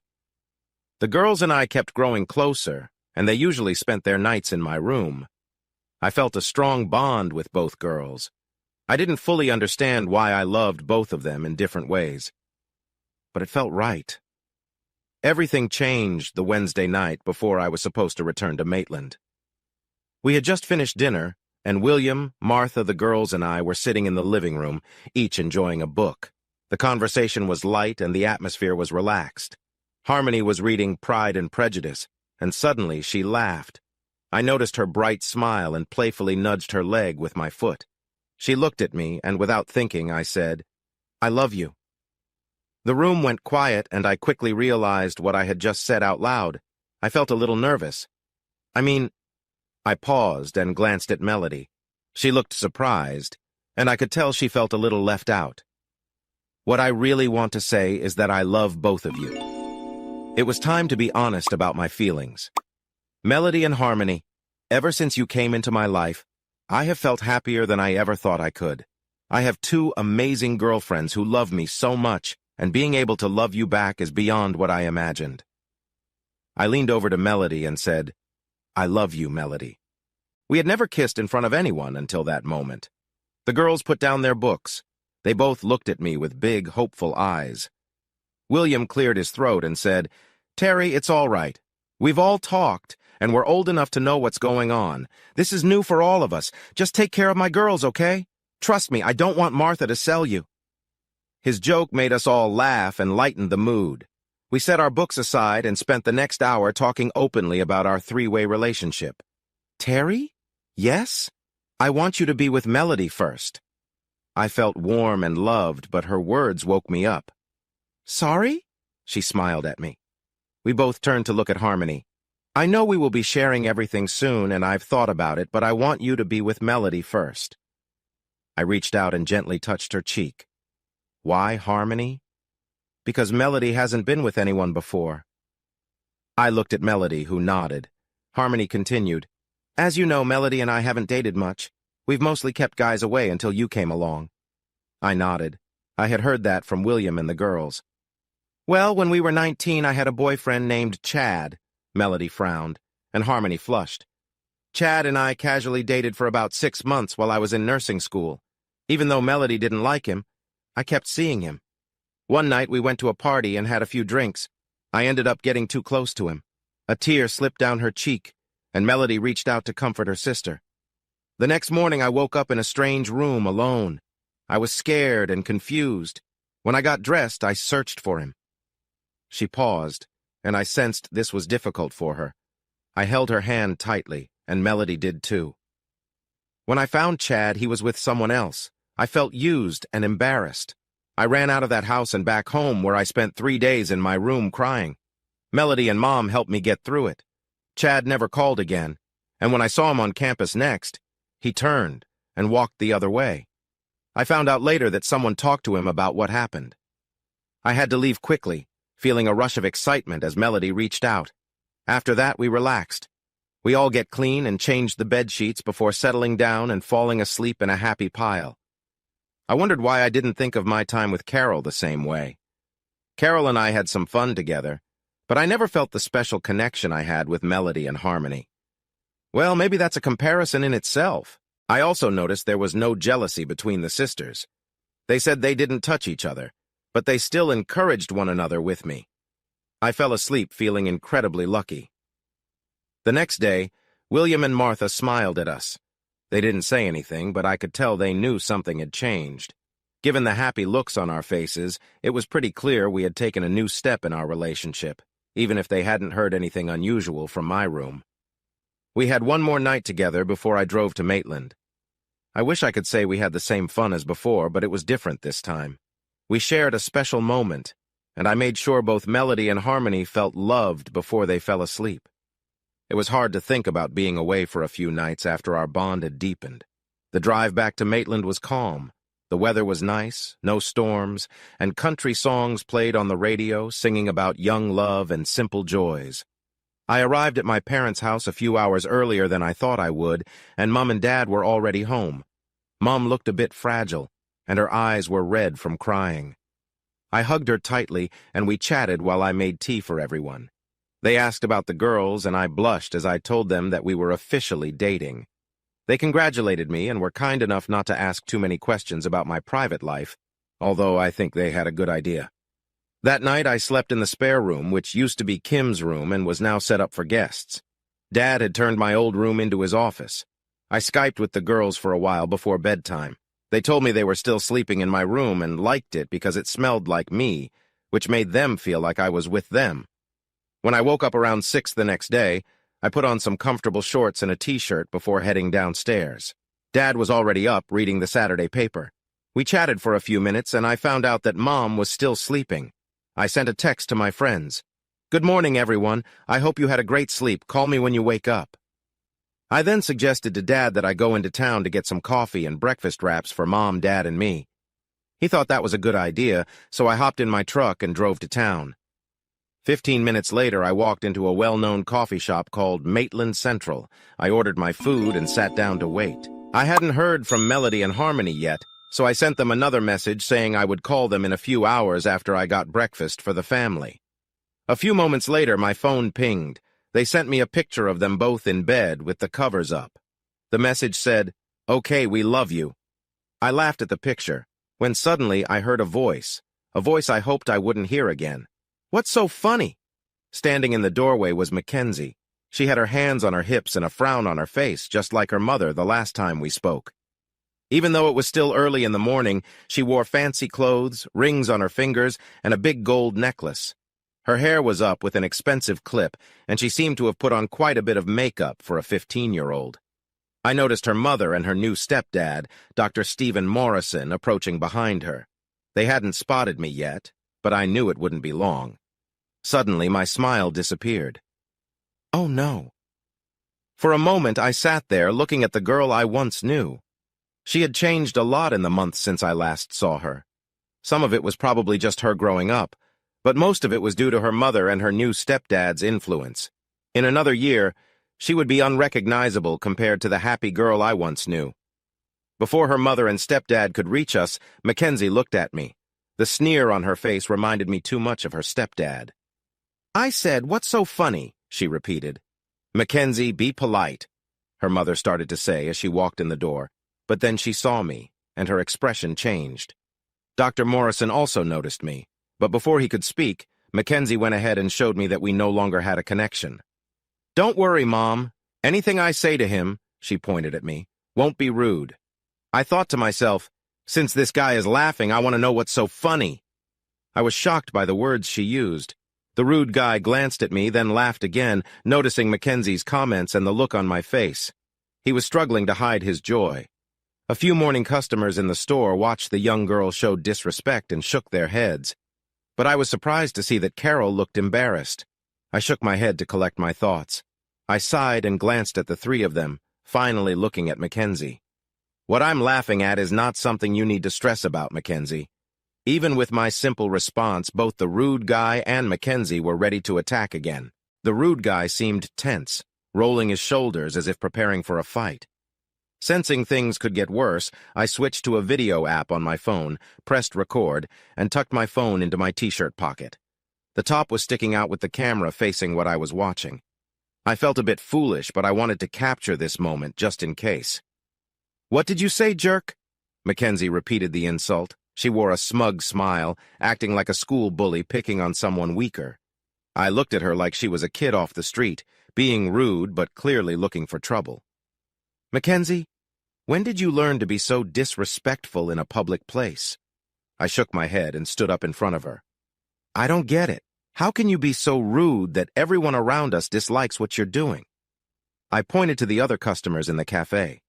Then, as I looked right at her, her confidence seemed to fade as she realized what I was saying. She glanced around, noticing people staring at her, some nodding in agreement with me.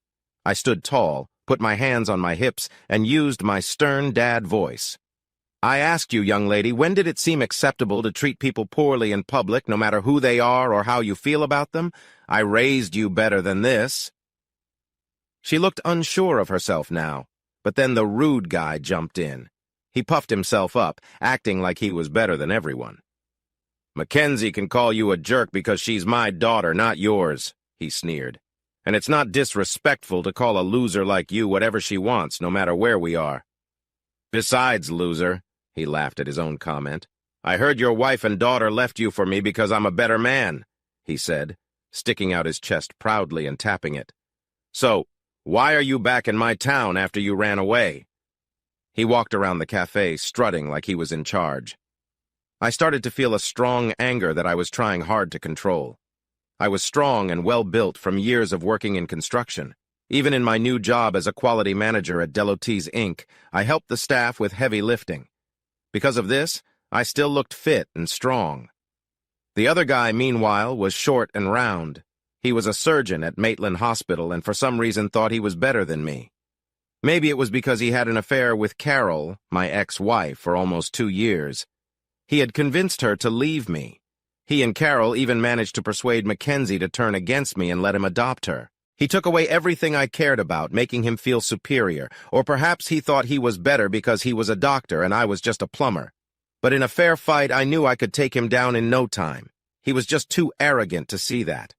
Several customers were getting tired of the drama and were leaving. Honestly, I would have walked out too if I were them. The cafe staff didn't know what to do. Carol looked a bit embarrassed but stood next to the guy. Mackenzie seemed more excited by her adoptive father's insults aimed at me. I sighed again the third time in just a few minutes and decided to try a calmer approach. It's not really your business, but I came to see my parents. The doctor laughed and said, "Oh yes, the awful grandparents who rejected my lovely daughter when I brought her to see them." He looked very proud of himself, wearing a big grin. I felt my face heat up with anger. I could have punched him for that remark, but just then, the waitress called my name, nervous about the argument getting worse. That brief moment helped me step back from hitting him. Take a deep breath, I reminded myself, as I tried to ignore the frustrating trio. I walked over to the counter, picked up my food and coffee, and mouthed sorry to the anxious waitress. She smiled back, grateful. "Okay, I'm leaving now." I tried to make it seem like I was speaking to everyone, but I mostly wanted the audio recording in my pocket to capture it. I walked past everyone, including my 3 troublemakers, and stepped outside into the cool Saturday morning air. I hoped the confrontation was over. I could leave and think of this as just an awkward meeting. But no, Dr. Ego had to keep going. Just as I got a few steps away from the cafe, he called out after me. "Hey, where do you think you're going, jerk?" he shouted. "I'm not finished with you yet, and you can't leave until I say so." He was nearly shuffling as he tried to catch up. "Now that your little helpers aren't here to protect you, you're in my territory, and you'll do what I say." He was talking about William and Martha, who had caused him a lot of trouble since our first meeting. I turned to him, tilting my head to the side. He seemed out of touch. He had Carol by the hand, and Mackenzie was right behind them. Mackenzie was standing with her arms crossed, looking stubborn and defiant. Though I didn't want to, I tried to calm things down, at least for the video. I forced myself to say words that felt hard to speak. "Listen, Stephen, I don't want any problems. If you want to hear it, fine, you've won. My wife and daughter—" I glanced at them and then back at him. "They turned against me and chose you. I lost, and right now, I just want to be away from all of you." I looked at Mackenzie and felt a deep sadness in my heart for what I had lost. In less than a year, you've somehow taken one of my greatest proud moments and changed her into someone selfish and scheming. By the time she grows up, she'll wonder why she had so many boyfriends who never stayed more than a month. Mackenzie's arms dropped, and she turned a bit pale, just like her mother inside the store. She'll question why her friends only show up when they want something and why they ignore her when she wants to talk. Dr. Morrison laughed. "You're a foolish boy," he replied. "My daughter will have her choice of boys, and she can date whoever she likes for as long as she wants. When it comes to friends, because she is mine and not the daughter of a no-name plumber, she has way more friends now than when she was with you. She is not selfish. She is confident." He leaned closer to me and whispered, That's all because of me. I shook my head. He had no clue about being a father. He thought that being a dad was about looking good or being present. I doubted he ever thought about actually helping her. What worried me more was that he might take out his frustrations on Carol or Mackenzie when things didn't go his way someday. Sadly, his words had given Mackenzie and Carol some courage. When he mentioned privilege, Carol dropped her earlier shame about her daughter's behavior. She looked me up and down, from my casual shorts and t-shirt to my flip-flops and my truck, shaking her head. You talk about behavior, but maybe you should focus on how you present yourself. Look at you, Terry. It hasn't even been a year since our divorce, and you're wearing clothes that look like you just pulled them from the trash. You're still driving that old truck, she laughed. I bet you don't even have a job and had to move back in with your parents because you wasted all your divorce money. I shook my head sadly. They had no idea how wrong they were. Dr. Morrison jumped in, thinking Carol was right about me. Ha! So you're such a loser that you've spent all your money, he said cheerfully. I hope that doesn't include my daughter's college fund. He pretended to care, shaking his head as if he felt sorry for me. Your parents must be so embarrassed to have you as their son. No wonder my girls left you for me. I replied with a growl, My parents have nothing to do with this. That money isn't hers or yours. What I do with it is my business. I spoke firmly, but they didn't notice my anger rising. You think it's not? You little brat, he shouted at me, clearly angry. It was funny he called me little when he had to look up to see me. You should have just given it to us when you were supposed to and gotten lost. He pretended to sniff me, thinking he was funny. I bet you smell just like where you live, he said in a fake noble voice, spreading his hands out as if he was a hero. I saved these poor girls from the mess you made of their lives. I gave them purpose. He dropped his hands and glared at me, trying to scare me. And that money is not yours. It's my daughter's. You were supposed to give it to us, he sneered. Then he grinned. But don't worry. The court will make sure it's mine. He was talking about his recent effort to sue me for money I had saved for Mackenzie's college. The court had decided that since Mackenzie wanted to be adopted by him, and I had always been the one putting money in the account, they couldn't claim it. My hand tightened around the bag of breakfast wraps, and I steadied the coffee tray I was holding. I was getting angrier by the second. This pathetic excuse for a man was just a big bully, and I knew he was trying to get a rise out of me. He had definitely gained weight since I last saw him at the hospital almost a year ago. I counted to 10, breathing deeply and staring at him. Carol, for the second time that morning, went pale. She had seen me angry a few times and knew that while I had only gotten into a couple of fights in my life, I could hold my own if needed. She could see this ending poorly, so she placed her hand on her new husband's thick arm. Stephen, dear, let's leave this man alone. He's already upset about losing Mackenzie and me. She hoped her words would calm him down, but instead they seemed to make him even more fired up. He laughed loudly. Yeah, he lost. I won. But listen, if I ever need to clean up a big mess, I'll call you. But unless you give me that money, don't you dare come near my hospital, or I'll make sure you get the wrong treatment and never leave. I was taken aback. He just made a serious threat against me. Did you just threaten me, Dr. Morrison? I wanted to hit him so badly, but I needed to stay calm for the recording. Then Mackenzie jumped in, adding fuel to the fire, which wasn't wise. My father doesn't make empty threats. If he says don't come to his hospital, he means it, she snapped. She's right, the rude man said, nodding like he was wise. I think he didn't realize how serious this was. Even without the recording, just being accused of threatening someone in a hospital would ruin his reputation. But he kept talking, digging a deeper hole for himself. It's true, buddy. No one will know if I give you the wrong medicine. Without your rich friends backing you up, no one will question me. He stepped closer, raising his fist. You had the nerve with your sister to threaten me on my ground, my hospital. You made me lose 2 years on probation, and I'm the one who has to work non-stop. So you owe me, and I'm going to make you pay for it. This is not just a threat, it's a promise. He threw his arms wide. You're in big trouble because I'm in charge here. You're just a plumber that no one cares about. If they did, my girls wouldn't be with me. He then turned to leave, but quickly spun back, swinging his arm and knocking my coffee tray down, spilling hot coffee all over me. He grinned and walked away, saying, Come on, girls, let's leave the plumber where he belongs. Mackenzie walked away with him, but Carol came over as I bent down to clean up the spilled cups. They were mostly empty, but I couldn't just leave the mess. She put her hands on her hips and looked at me. Her gaze felt like it could burn a hole through me. "You just couldn't let it go, could you, Terry?" she said, sounding frustrated. I stood back up, soaked in coffee, and faced my ex-wife. "Leave what alone, Carol?" "Us. Him." She waved her arms around. "You just had to pick a fight with Stephen, didn't you? Just understand this. Mackenzie and I are his now, not yours." I stood up straight, moving my phone from my not-so-great shirt pocket to my shorts pocket. I sighed, something I had done a lot this morning. "Carol, I don't know if you saw the same conversation I did. I tried to walk away several times. I've never said anything mean to you, Mackenzie, or your husband." I looked at her and noted for my phone, and at no point did I threaten him or raise my fists like he did to me. My phone was still recording in my shorts pocket. I hoped it was still capturing this part of our chat. She shook her head. "It doesn't matter. I chose him over you, so just your being here makes him think I might leave him for you." I let out a laugh. My being there bothered him? "You choose a self-centered guy over me?" I gave her a surprised smile and shook my head. "Tell him he doesn't need to worry. I would never take back someone like you." She stepped back at my words. "You really think I'd come back to you? No way. Someone who would throw me away like trash after all those years.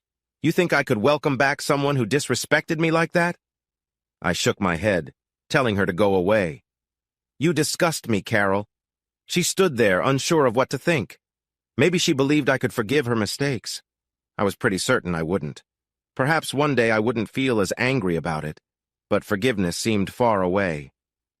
"If you thought I came back for you, you're mistaken. I only came back because of my mom." I had started speaking without thinking, then stopped, almost revealing my mom's illness. I looked at Carol. She noticed. She looked at me with a confused expression, softer than before. "Because of your mom's what, Terry? Despite everything, I do care," she attempted to say. "When everything I've seen shows the opposite?" I shot her a questioning look. I shrugged. "No, it doesn't matter anymore, Carol. You made your choices, and now you and your daughter have to live with them." "But I warn you, today your husband went too far. You didn't say anything when those other two made cruel comments and threatened me, and you even joined in when money was involved. Remember when I said if you push me too far, you won't like what happens?" Carol nodded. I noticed her eyes widen slightly as she remembered our last conversation. "You pushed."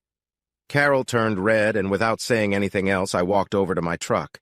I grabbed a towel from the back to clean myself up. Just as I opened the truck door, Dr. Morrison called out for Carol, and she quickly ran over to him. By the time I finished wiping myself down, they were already gone. When I returned to the Maitland Central Cafe, the staff were very apologetic. They gave me a new coffee for free, even though I offered to pay for it. They mentioned that the Morrisons had been coming there for a few months. At first they seemed friendly, but recently they had become rude and made some customers uncomfortable. I thanked the staff for the free coffees and their kindness before heading back to my parents' house. It took me another 45 minutes to get the second batch of coffees and make it home. When I arrived, my mom was awake. Kim and Paul were also there. Kim was starting to show a little baby bump, but her excitement hadn't changed. "What happened to you, Terry?" Kim asked, noticing my clothes were covered in coffee. "I ran into the unholy trio, Carol, Mackenzie, and that jerk," I replied, using a nickname I often used. "Oh, they did this to you?" Mom asked, looking at me and the mess on my clothes. "Yeah, the jerk spilled coffee, but Mackenzie really went after me. She's nothing like the little girl I used to know." I frowned. I thought I had moved on, but I could feel fresh tears as I remembered her sneer and the disrespect she showed me. I wished I could hold her and go back to the way things used to be, even though I knew that wouldn't happen. Mom came over and gave me a warm hug. Then, as if by magic, she pulled out a tissue from somewhere. I took a moment to thank her. After that, I handed Mom her half-strength latte, Dad his long black coffee, and each of them a lukewarm breakfast wrap. I took a sip of my new coffee and sat down on one of the kitchen chairs, careful not to make a mess with my dirty clothes. "It's all right, son. One day, Mackenzie will realize what she has lost," Dad said, trying to comfort me. "Will she, Dad?" I replied. The way she spoke to me today makes me think otherwise. She will, son. She will, he said, nodding. Just then, my phone rang. It was still covered in coffee, so I answered it on speaker. Hey there, our strong man. We miss you. We need you back here to keep us cozy at night. But enough about that. How's your morning going? You didn't call us back, Harmony said cheerfully. I felt my cheeks heat up as everyone at the table noticed me and then started to laugh. Hey girls, it's Kim here. Your brother is turning bright red, but it's great to see he can still handle things. Everyone, including me, burst into laughter. I finally found my voice. Sorry, everyone. It's a bit of a long and not very nice story.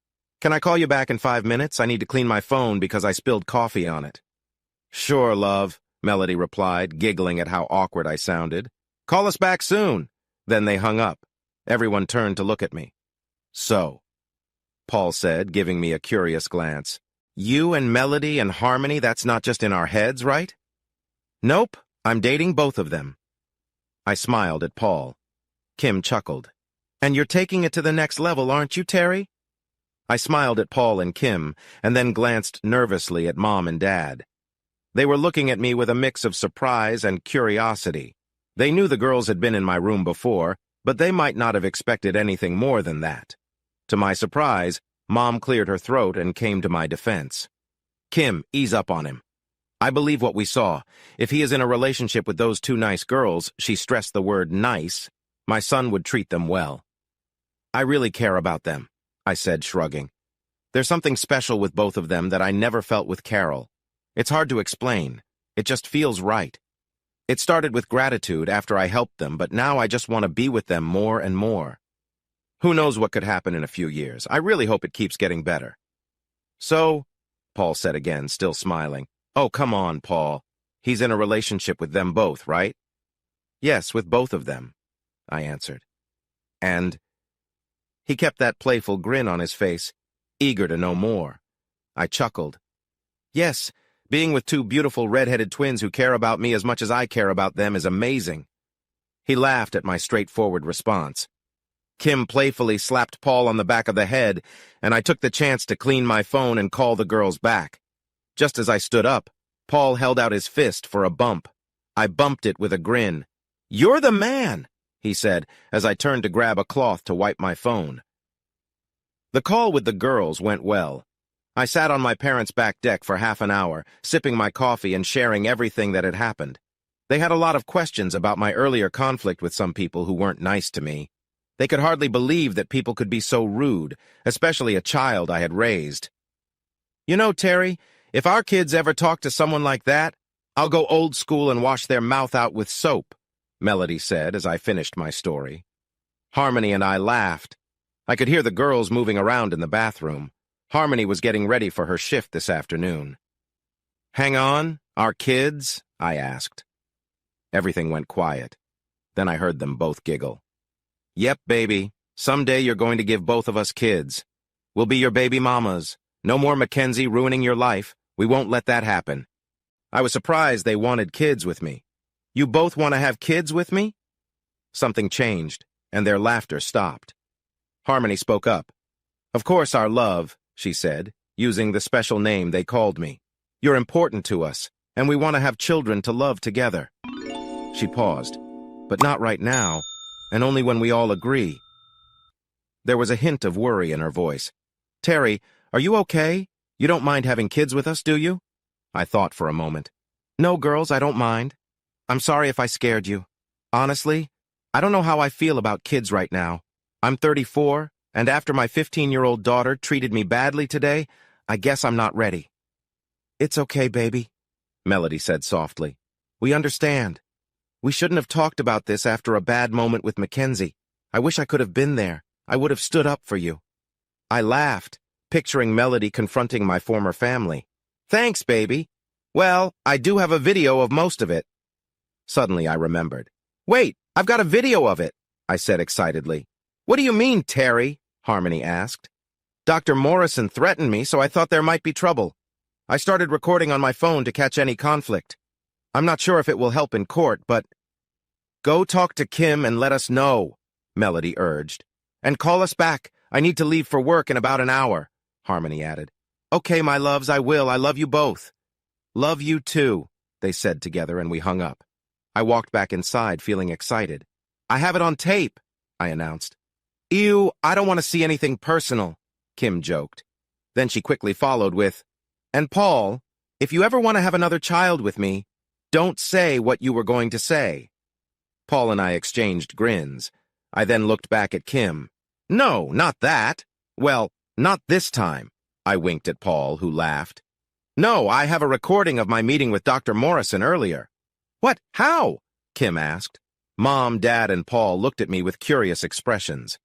When I realized trouble was coming, I started recording on my phone and tucked it in my pocket. I might have caught the whole argument on video, even the part where Dr. Morrison threatened me. With that, we gathered around my phone to watch the video. It jumped around a lot, but you could still see who was involved.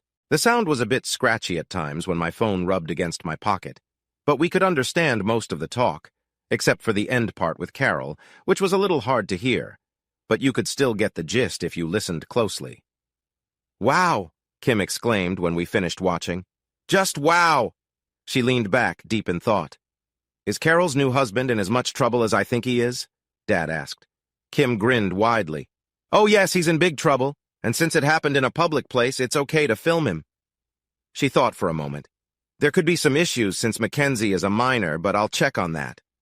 With a spark of excitement in her eyes, she continued, the threat he made about you going to the hospital alone could get his medical license taken away if it gets out.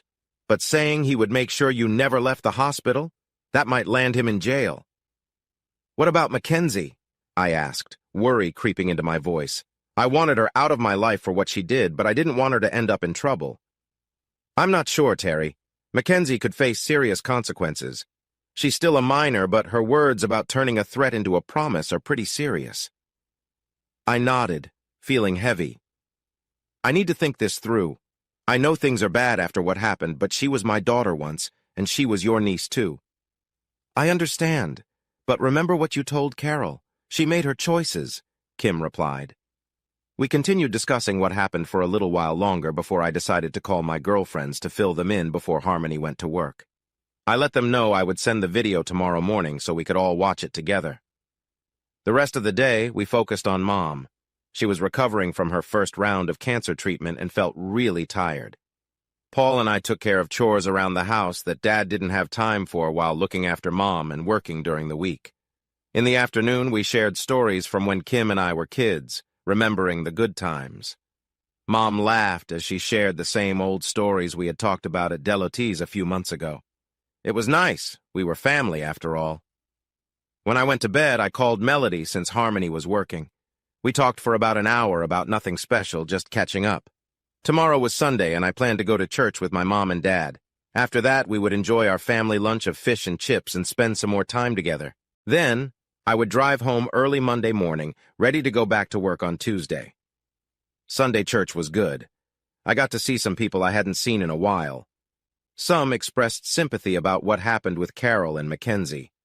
I worried that people might think badly of me for my feelings toward both Melody and Harmony, but nothing happened, and I left church without any trouble. I decided I should talk to someone religious about what God might actually think about me liking both Melody and Harmony at the same time. At lunchtime, I was reminded of how great the local fish and chip shop was as I sat and ate with Mom, Dad, Paul, and Kim. I really enjoyed the calamari. It was made fresh and tasted amazing. I was happy to finish the last piece on the plate when someone knocked at the front door. We weren't expecting anyone, and I felt a little nervous when I saw who it was. Waiting outside was my old family. Carol was there with Mackenzie. Carol looked upset and maybe a bit worried, while Mackenzie looked angry. I was relieved that Dr. Morrison wasn't with them. After a moment of all of us staring at each other, my dad opened the door.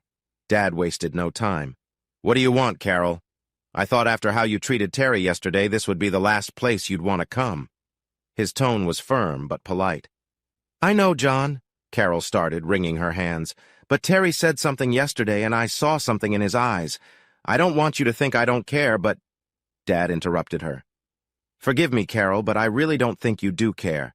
The way both of you treated Terry yesterday was unacceptable. I have never seen such disrespect towards someone you once said you cared about. I never said, Carol began, but Dad cut her off again. You didn't need to say anything, Carol. Terry has everything on video. We saw what you, Mackenzie, and your new husband did. Frankly, I'm ashamed we ever called you family.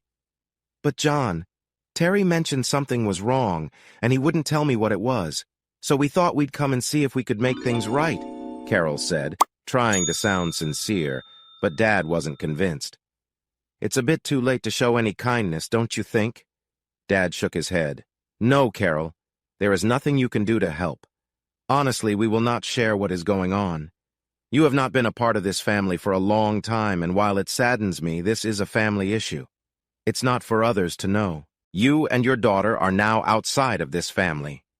You have both embarrassed yourselves and hurt this family in ways that you might not even understand. He looked down at them. And we shouldn't ignore how the customers at the cafe left upset after hearing your disrespectful words towards my son yesterday. I watched from my place on the couch through the whole talk. I glanced at Mackenzie. She avoided looking at me for more than a second, but kept looking back at me as Dad and Carol spoke. I tried to keep my face calm, even though I felt both anger and sadness in my heart. The argument between my ex-wife and my father was almost over. And Carol, "Yes, John," she replied, her voice shaky. "Terry was right about one thing. Neither of you seems to see that what you are doing and how others see it will not end well. As far as this family is concerned, you have burned your bridges with us. You are on your own now, and Mackenzie's issues are completely your responsibility." "What do you mean?" she asked, shocked. I don't think she realized that getting rid of me also meant getting rid of my family. "Your daughter," Mackenzie looked at her grandfather in surprise. "Mackenzie is not on the right path. If you do not help her let go of this selfishness and disrespect for others that your husband encourages, she will be very lonely as she grows older." Mackenzie shouted, "That's not fair, Pa!" "It is fair, Mackenzie. I saw the video. I saw how you treated the man who raised you. I am disgusted by your behavior," he said angrily. "All my son ever did was love you both. Those fancy clothes and shiny things you have now will not bring you happiness. You're trading your true self for things that don't matter." Carol looked down, with shame on her face again. Mackenzie turned to me, trying to get my attention and look important. "Yes, but these," she pointed at her clothes, her old arrogance creeping back, "are things that no plumber can ever provide." She seemed to lift herself up with false pride, glaring at me. "My new father takes me to nice places, gives me gifts, and doesn't have to dig in the dirt or clean toilets for a living." That mean look from yesterday came back on her face. Dad was getting really upset. "Mackenzie, let me remind you, I dig in the dirt and clean toilets too. Does that mean you see me as something disgusting? Am I really as bad as the man you're looking down on who just wanted to love you?" She stopped and looked worried. "No, Dad, you're a good plumber." She was trying to fix things. She didn't think her grandfather's job would bring up problems. "So, let me ask you, Mackenzie, if I'm a good plumber and my son, who you once loved and called Dad, is a bad plumber, what does that say about us?" my father said, his face growing red. I could see he was angry and trying not to let it show. Mackenzie looked confused, and Carol jumped in, misunderstanding the talk and trying to shift blame. "That's enough, John! Don't bother the girl! We all know this is Terry's fault. He left us when he should have made things right. He could have been a part of our lives." Dad shook his head and said, "This is not my son's fault. I'm tired of hearing that from you. Grow up, Carol." Everyone was shocked. "You think Terry should have stayed so you could remind him every day of how both of you hurt him? To make him feel like he was tossed aside? You even tried to take money from him, money he worked hard for, even after you both brought up his adoption. He deserves some respect. He worked hard every day for you." Mackenzie stepped back in and said something that hit me hard. "But he could have come to see me. I wanted him to. It doesn't matter that Stephen is a better father. I would never have cut Dad out of my life forever. Mom said it was just until I was adopted. Then Dad could have seen me again." Mackenzie sounded desperate, but I thought her words felt forced. For the first time since the coffee house, her guard slipped. She called me Dad. It nearly broke me, but the hurt held me back. I had promised to mourn them, and I was still doing that. Dad looked really angry, like a storm about to break. Carol and Mackenzie took a step back. You think that awful excuse for a man is a better father? What are you thinking? He's not a father. He clenched his fists like I did yesterday. But then he took a breath and tried to calm down. You're almost 16. It's been over a year since you left. Don't look at me like that. You left your father. You only reached out when you wanted something. Just a moment ago, I heard you disrespect him again. You called my son a bad father. Both of you keep going on about this new doctor, your mother's new husband, but did either of you ever think to check if Terry was okay? He looked at both of them. You had your new family. Who did Terry have? He had you, Dad. He had Mom, Uncle Paul, and Auntie Kim, Mackenzie replied. Dad nodded. Yes, you're right. We saw him often, but that was only a few nights a week. Most of the time, he was home alone, with no family to come home to. A restraining order stopped him from seeing his family. Not once did you think about him and how he might be feeling. You both only thought about yourselves. Everyone froze, surprised by Dad's words. He rarely got angry, especially not at work. His use of strong words showed how upset he was. His fists were tight and his face was pale. Carol and Mackenzie looked a bit pale, too. Then his voice softened. My son left because you only thought of yourselves. You chose what seemed better money, and both of you ran straight for it, leaving love behind. By leaving him, you left us too, he said, his voice sharper. I stood up and moved toward the door, putting a hand on Dad's shoulder. I needed to stop this. It's okay, Dad. You go back inside. I will walk Carol and Mackenzie to their car. He turned to look at me, and for the first time I saw tears in his eyes. He nodded at me and patted my hand on his shoulder before going inside. I waved to my former family members, and they walked in front of me, feeling smaller. When we got to Carol's car, a shiny new Lexus, they turned to me. Ladies, I said calmly before they could speak, I don't know what you thought would happen here today, but after yesterday, you had to know it wouldn't go well. Terry, Carol began, we just thought— No, Carol, I cut in. You didn't think. This is my family now, not yours anymore. If you want, talk to your parents or to his. They knew I meant that not-so-great guy. But Terry, Stephen's parents passed away long ago, and you know my parents live in England. Surely you don't want your daughter to never see her grandparents again? Her voice started soft, but got sharper as she went on. Mackenzie feels guilty about everything, she continued. When you keep her from seeing you, when you turn her grandparents against her, when you deny her access to the money that belongs to her. I raised my hand to stop her. Carol paused. She knew that when I did this, it wouldn't lead to anything good. I had only used this gesture with her a few times, even when we were married, and it worked again now. I kept my voice soft.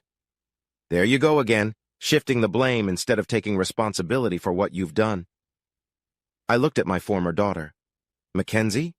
Yes, Dad? There was a shake in her voice. What's your name?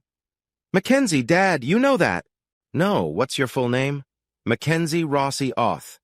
She hesitated, then said Morrison. She looked down. I nodded. Morrison, I said again. Then I glanced at Carol.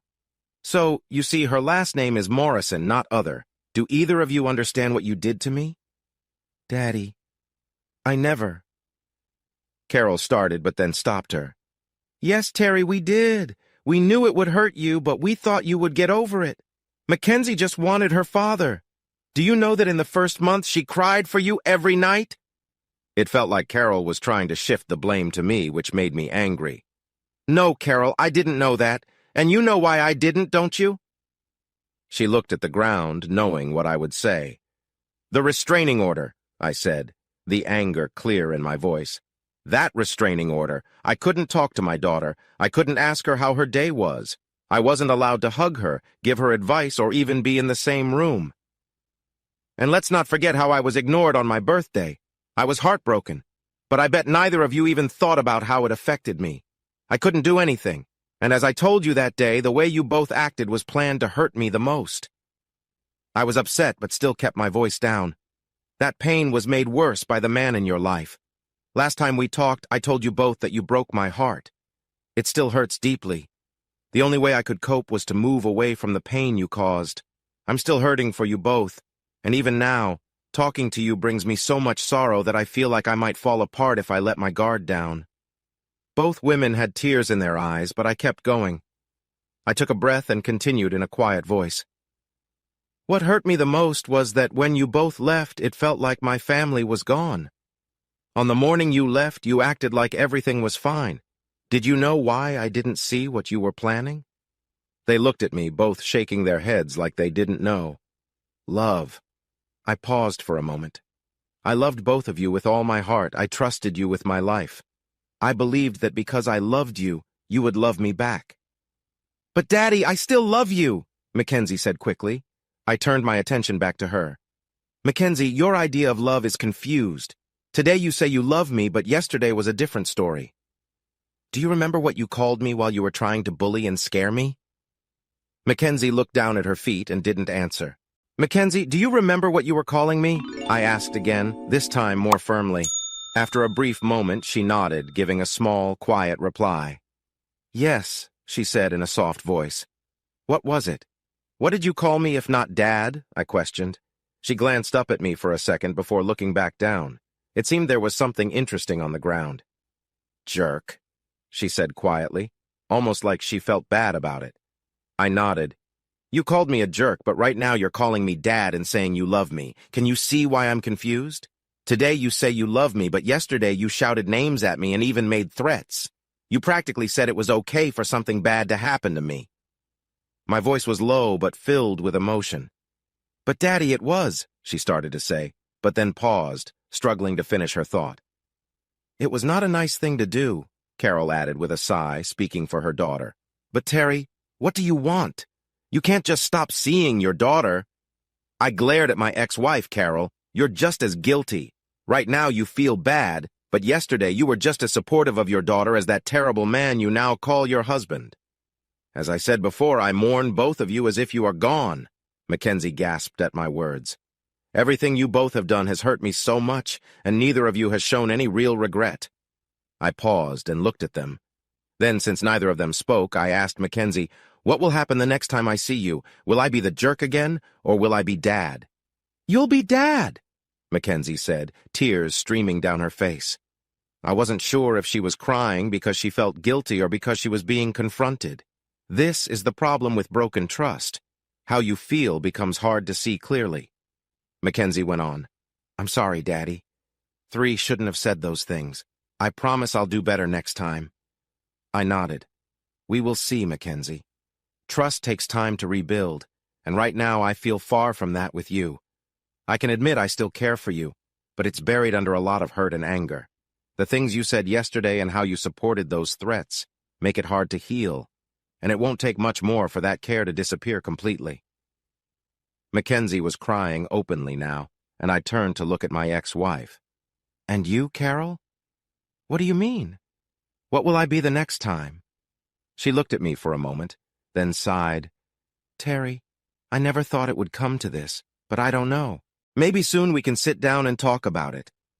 It's all a mess. I'm sorry, Carol, but there won't be a discussion. Tomorrow morning I'm going back to my new life. They stared at me. No, I won't share any details, but I finally have a chance to be happy, and I'm going for it. Do you have a new girlfriend, Dad? Mackenzie asked, her eyes watery and filled with questions. You don't need to know that, Mackenzie. Just like you don't need to know about the family business, which is why you showed up here today, I said, turning to Carol. You came here for that reason, right? Or was it something else? Both girls looked away, embarrassed. I let out a small laugh. I thought so. Look, ladies, I think this talk should end here. If we continue, it will probably turn into a money discussion, and I believe that's the real reason you're here. That conversation won't end well for any of us. So let's go our separate ways now before it gets any worse. Carol sighed. Okay, Terry, but you know we aren't done talking. She looked at me with a mix of expectation and a hint of threat, showing she wasn't ready to back down. I know, Carol, but as I said yesterday, you pushed me, and you won't like what happens next if you keep going this way. Consider that a warning. Carol's face became tense. She wasn't getting the reaction she wanted. You know Stephen will hurt you. You might end up with nothing. I'm trying to help you save some dignity before it's too late. Believe me, it would be better to give us what we ask for now than to end up unhappy and regretting that you didn't take our kindness when you had the chance. I laughed. This woman could change her mood at any moment. How did I miss that before? Mackenzie looked a bit scared. She had seemed sorry and ready to apologize, but now she was caught between me and her mother. Carol was watching me with a serious look, puzzled about why I was laughing instead of reacting to her threat. I turned to Carol. You, my unfaithful ex-wife, once held my heart and now have betrayed my love. With each pointed word, her face grew pale. I don't say these things just to hurt you. I want you to understand the feelings and reasons behind what I say next. Carol looked at me, a hint of fear in her eyes. Mackenzie stood frozen, hardly daring to breathe. I'm not the same man you left behind. I've faced more pain, both physical and emotional, than you can imagine. But the worst part is, you three keep pushing me. I raised my voice. Let me tell you right now, so you can tell your husband that none of you know what I can really do. You insult me and act like you have dignity. Just go away. Your threat is empty and shows how sad you have become. You say you will ruin me. I don't think you understand what could happen if you don't back off. I leaned closer to Carol. So tell your husband to just take the win of you and my daughter. I glanced at Mackenzie, who looked very small and sad. I wouldn't even help any of you if you were in trouble right now. I turned back to Carol, letting my anger show in my eyes. This is the last time I will accept threats or rude comments without standing up for myself.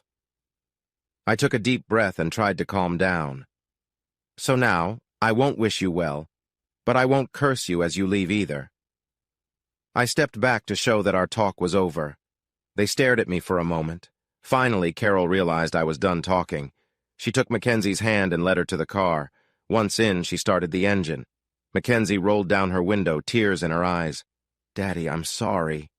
My heart broke. Even after everything, I still loved her. I nodded, trying to stay strong. I want to believe you're sorry, Mackenzie, but show me through your actions. Don't ever act like you did yesterday again, okay? I'll try. Not the strong answer I wanted. Don't just try. Make it happen, Mackenzie. Goodbye. I walked back to the house as they drove away. When I reached the porch and watched them leave, I felt my mother's arms wrap around me from behind. Are you okay? She asked. I thought for a moment. That was harder and easier than I thought it would be. At least we didn't scream at each other. It was close, though, I thought, as Mom let go of me and pulled me back into the living room. So, what do we do now? Mom asked. After the conversation with Carol, I shared what happened with my family. As I talked, Kim was deep in thought. She was sitting with a glass of red wine, not drinking it, just holding it. She was pregnant, and the wine seemed like a focus for her. I knew Paul would drink it for her later. Well, I think we need to do something about the threat made against Terry by Dr. Morrison. What he did yesterday was very unprofessional. The other threats and Carol's words just now don't really mean anything in a legal way. Plus, if you take action, it might ruin any good feelings you have for Carol or Mackenzie. I looked at my family, saying, there is no love left for Carol in me. She's pushed me away for good. But with Mackenzie, I'm not sure. My family could see I was torn. Even though I felt hurt by what my former daughter had done, I still cared about her as I stood in my parents' driveway. Mom took my hand and squeezed it gently. It's okay, Terry, Mom said. We know this is hard. I still care about Mackenzie, too, no matter what happened. I nodded, and everyone else nodded in understanding, too. Finally, I turned to Kim. I think we should go after Dr. Morrison. How long will it take to prepare your plan? I asked my big sister. It'll take a few weeks, maybe a month.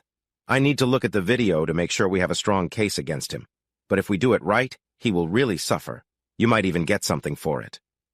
I don't need any more money. I have a good job, and I know my girlfriends are doing well. We all laughed. The Delatees family was indeed wealthy. I looked at my family again. But besides that, I don't want to depend on them. We others are proud and take care of ourselves, I explained. I loved my girls, but I needed to fight my own battles. Everyone nodded, and Kim turned to Dad. Dad, I know you meant well, but I wish you hadn't mentioned the video. Sorry, he said, and Kim gave his hand a gentle pat. Oh, and Dad, Kim added with a smile, making everyone look at her.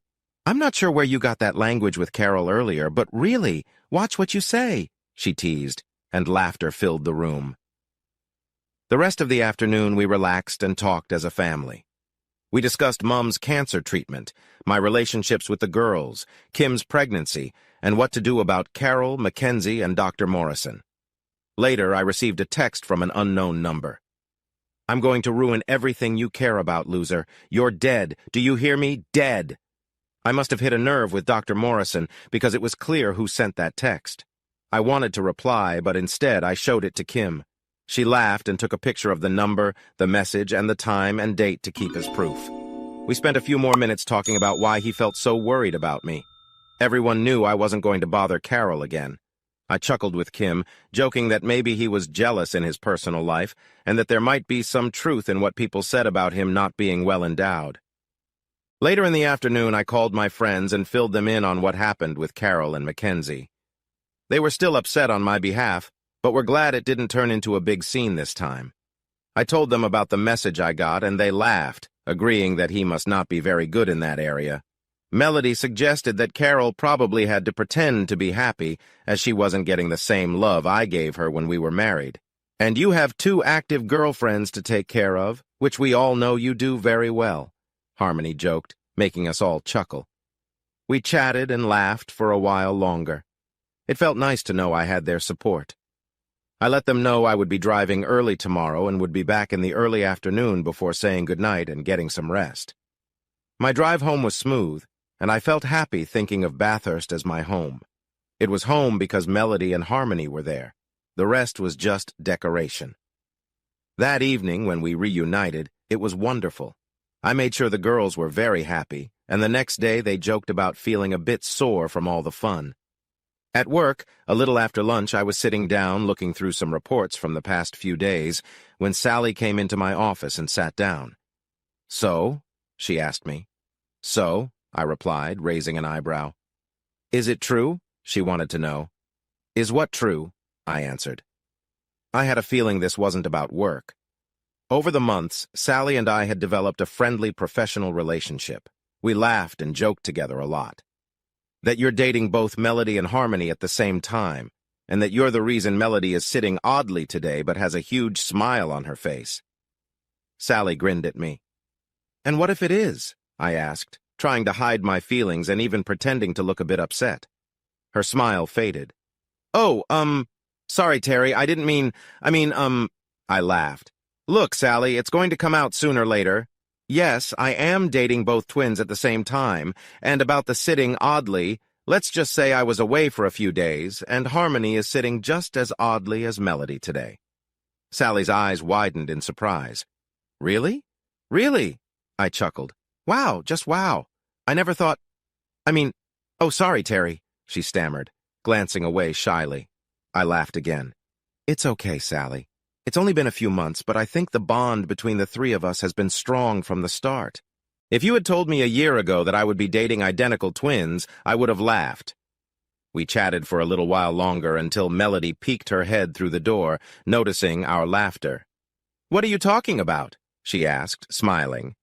"You, actually," I replied with a grin. "Really? What about me?" she asked, curious. "Well," Sally said playfully, "Terry here is going to talk to my boyfriend to help him understand how he can make me feel as good as both Harmony and you do today." She chuckled as Melody's cheeks turned red. Then Melody looked at us with a cheeky smile. "That's easy, Sally. Just make sure he cares for you so much that you want to be really close with him all night long." Sally was taking a sip of water and almost spat it out at us. "4 times? Is that twice for each of you?" "Nope. Terry here managed 4 times with me and 3 with Harmony. He really cares about both of us." Sally looked me over, surprised. "Wow, Terry, I wouldn't have guessed." I felt a bit embarrassed, but laughed. "Nor would I, Sally. I didn't have this kind of energy in my last relationship. I think the girls are giving me extra strength." It was nice that Sally and most of the team at Delotes Inc. didn't judge me for dating both of the owner's daughters. Instead, the guys gave me friendly looks as if to say, "You lucky guy." Our chat must have spread around because the other girls in the office started looking at me as if I was something special. There was also a change in how everyone treated Melody at work. She was William's daughter, but now she was my girlfriend. We always kept things professional in the office. Of course, we would share the occasional quick kiss, but everyone respected my relationship with Melody and Harmony. The same thing happened when Harmony visited the office. The first time I sat with both girls in the lunchroom, we attracted a lot of attention. But Sally joined us, and soon it felt normal that I was dating two girls. I also continued to do well in my job as a quality manager. I studied hard and worked with my team to make little improvements to our processes so we could keep our quality high and be more efficient. For over 3 months, my life felt perfect. I had a great job and two loving girlfriends who took care of me most nights, if you know what I mean. I was truly in love with both Melody and Harmony and couldn't picture my future without them. Many people around the office and even in town, where we often ate and spent time together, had gotten used to seeing the three of us as a close group. Every now and then an older woman would say something unkind to us, but we never let it bother us. One time I decided to buy the woman who insulted us a coffee. This surprised her and changed her attitude. Later she came over and joined us. By the end of the afternoon, she felt sorry for how she had acted. She shared some funny stories about her younger days and how she dated multiple boys at once. It's true what they say, you can't judge someone without knowing them. The woman, Betty, even invited us to her church to meet the people there in a few weeks. We smiled but didn't make any promises. Mom had gone through another cancer treatment and was doing okay. I didn't travel to Maitland, but my sisters, Melody and Harmony, and I spent a lot of time talking with Mom and Dad on video calls. We also started legal action against Dr. Stephen Morrison, whom we referred to as Dr. Morrison, and the hospital. We included the video I took outside the cafe that day. Kim got statements from witnesses who saw what happened, and the Morrisons had been asked to stay away from the cafe. So far, only the paperwork had been submitted. Kim told me that since I was in a different city and there was no immediate danger, it might take 6 months for the case to go to court. The Maitland Hospital acknowledged the claim but hadn't said anything about punishing or defending Dr. Morrison. Kim figured they would wait to see what happened in court before taking any action. Apparently he was a skilled surgeon, so I thought the hospital wouldn't let him go without a good reason. They wanted to keep using his skills. It was Saturday afternoon. Melody, Harmony, and I were in the living room working on a huge jigsaw puzzle. You know, the kind with 10,000 pieces that look the same on both sides but are at different angles. Yeah, it was challenging but fun. We were enjoying it and discussing the idea of visiting Betty's church when Kim called me. "Hey there, big sister. You got some love for your little brother," I said in a cheerful voice as I answered the phone. "Terry." Her tone quickly changed my mood. "Kim, is everything all right?" I felt my heart drop and the girls stopped what they were doing to look at me. "No, Terry, it's Mom. She's been taken to the hospital with chest pains." I could sense she felt a bit lost. "Okay, all right. Let me put you on speaker. The girls are here with me." I set the phone to speaker, and the girls gathered close, forgetting the puzzle. Kim cleared her throat and sniffled. "Okay, everyone, here's what I know. A few hours ago, Mom started feeling unwell and then had severe chest pains. They called her doctor. He suggested that she go to the hospital. Do you know if the pain was in her chest or lower in her stomach?" Harmony asked, switching into a caring mode. "I'm sorry, Harmony, I don't," Kim said, starting to cry. She was just days away from having her first baby, and this was really hard for her. "It's okay, Kim. I assume Dad is with her?" I asked. "Yes, but Terry, I don't know what to do. This is my mom," she cried. I wanted to reach through the phone and hug my big sister. I could see the worry in both my girls' eyes. "Kim, I'm going to make some calls and come up to be there for Mom, Dad, and you. I've got a few days off saved up so I can take a week off without any problem." We talked for a few more minutes, then hung up. Next, I called William, who was out to lunch with Martha and some friends, to ensure it was okay for me to take a week off. Once he gave the go-ahead, I called Sally to ask if she could cover for me. Then I started to pack a bag. A few minutes later, my girlfriends came in.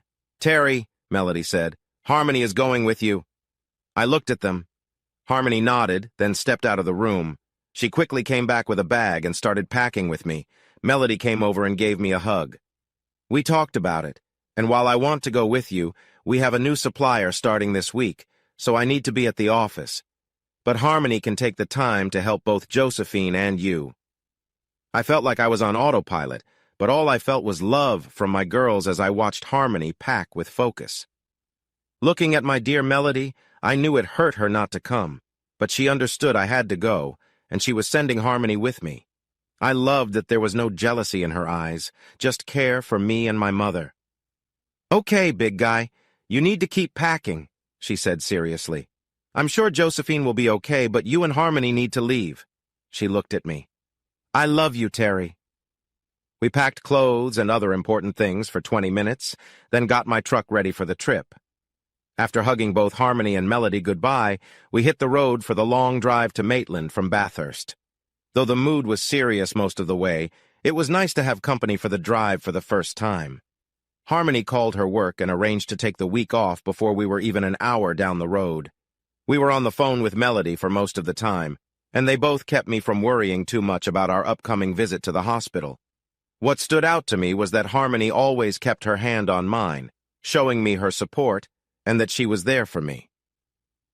We arrived in Maitland in the evening. After making good time, we went straight to the hospital. Unfortunately, it was the same hospital where Dr. Morrison worked. I hoped he wasn't there, and since we were in a different area, the chances of seeing him were low. Harmony had called Dad and found out where Mum was, so we parked and met up with Mum and Dad quickly. Mum looked a little worried but wasn't in much pain. After Harmony and I hugged our parents, we settled in. Harmony picked up the chart at the end of Mum's bed and glanced at it. Harmony nodded a few times and smiled at Mum. "They're taking good care of you, Josephine. Your vital signs are strong, and the tests will help us know if there's anything to worry about." "Well, I'm on some strong pain meds, so I'm feeling okay right now. The earlier doctor is updating my cancer specialist and hoping I can go home soon if all is well," Mum replied. I smiled. "That's great, Mom. Harmony and I are here all week, so if you need anything, we're ready to help." Dad added, "Thanks, son. You and Harmony can stay at our place. Is Melody coming to visit?" I could tell Dad was a bit amused. Over the past few months, he and Melody had become friends. The awkwardness of me dating two women, especially identical twins, had turned into playful teasing and a sense of pride for him. "Sorry, John," Harmony said. "Melody couldn't make it this time, but we promise she will visit you both soon." We chatted, and even had a video call with Melody, William, and Martha from home in Bathurst for about half an hour. Soon it was almost time for visiting hours to end, so we said our goodbyes, hugged Mom and Dad, and left for their house. Dad told us he would join us later and to just make up the spare bed. On the way to my parents' place, we called Kim and talked to her and Paul for a few minutes, letting them know we had seen Mom and were on our way home. We planned breakfast for the next day with Kim, said our goodbyes, and arrived at Mom and Dad's. I had a spare key for emergencies, so we let ourselves in, set up the bed, and took turns in the shower since it was small. Then we climbed into bed and video called Melody on FaceTime. She was already in bed when she answered. "How are you guys?" Melody asked as I held my phone and Harmony snuggled in close so we could both be on screen. "Good, Melody. We're at John and Josephine's and Cozy here. Our big guy is doing okay, but I can tell he misses you," Harmony said. "Ah," Melody said, her eyes focused on me. Talking to my sister on FaceTime while I was busy with something else was a strange situation I don't think many guys experience. We kept talking for a bit as Melody got dressed. I enjoyed a short video chat with her while Harmony went to the bathroom to freshen up. We said, "I love you," and then I handed the phone back to Harmony so she could chat with her sister while I took my turn in the bathroom. Dad had left a note saying he came home around 1 in the morning and would sleep late. He said he would call us when he woke up. So we got dressed and headed into town for breakfast with Kim. "Hey, Mama Bear, how's my future nephew doing today?" I asked, sitting down across from Kim after giving her a hug.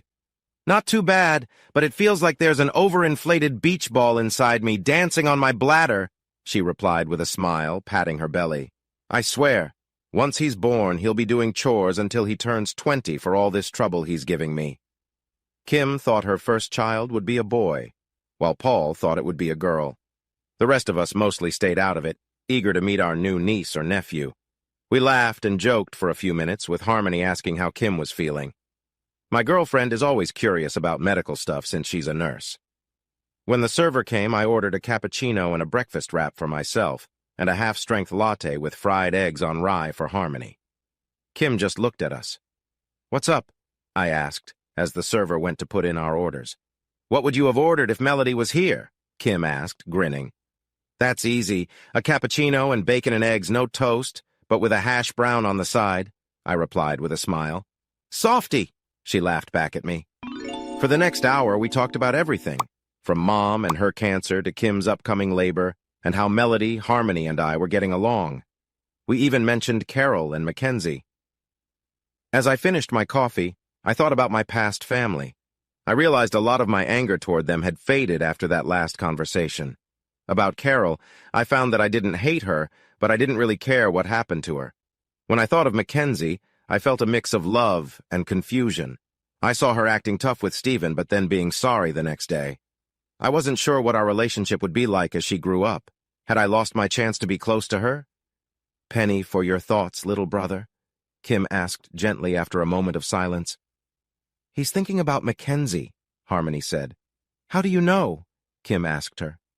When he thinks about Carol, he gets this blank look, like he's not really there. But when he thinks about Mackenzie, his expression changes, and he looks lost. It's not always easy to notice, but Melody and I have really understood this over the past year. I smiled and leaned over to give her a kiss. And that's why I love you and your sister so much, I replied. You're so cheesy, Kim teased as she looked at us. My sister enjoyed making jokes about me, but there was always deep love behind her words. But if Paul could see how I feel that quickly. She paused mid-sentence. Harmony and I stopped looking at each other and turned to Kim. Kim? I asked.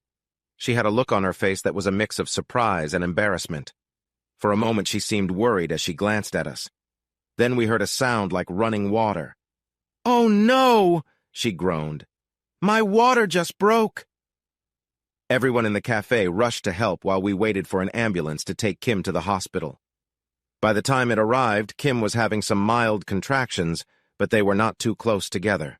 We had called Paul, and he was on his way to meet the ambulance at the hospital. Harmony and I would follow him in my truck. The cafe staff were wonderful and insisted we not pay for our meal. We promised we would return once Kim and her baby were safe.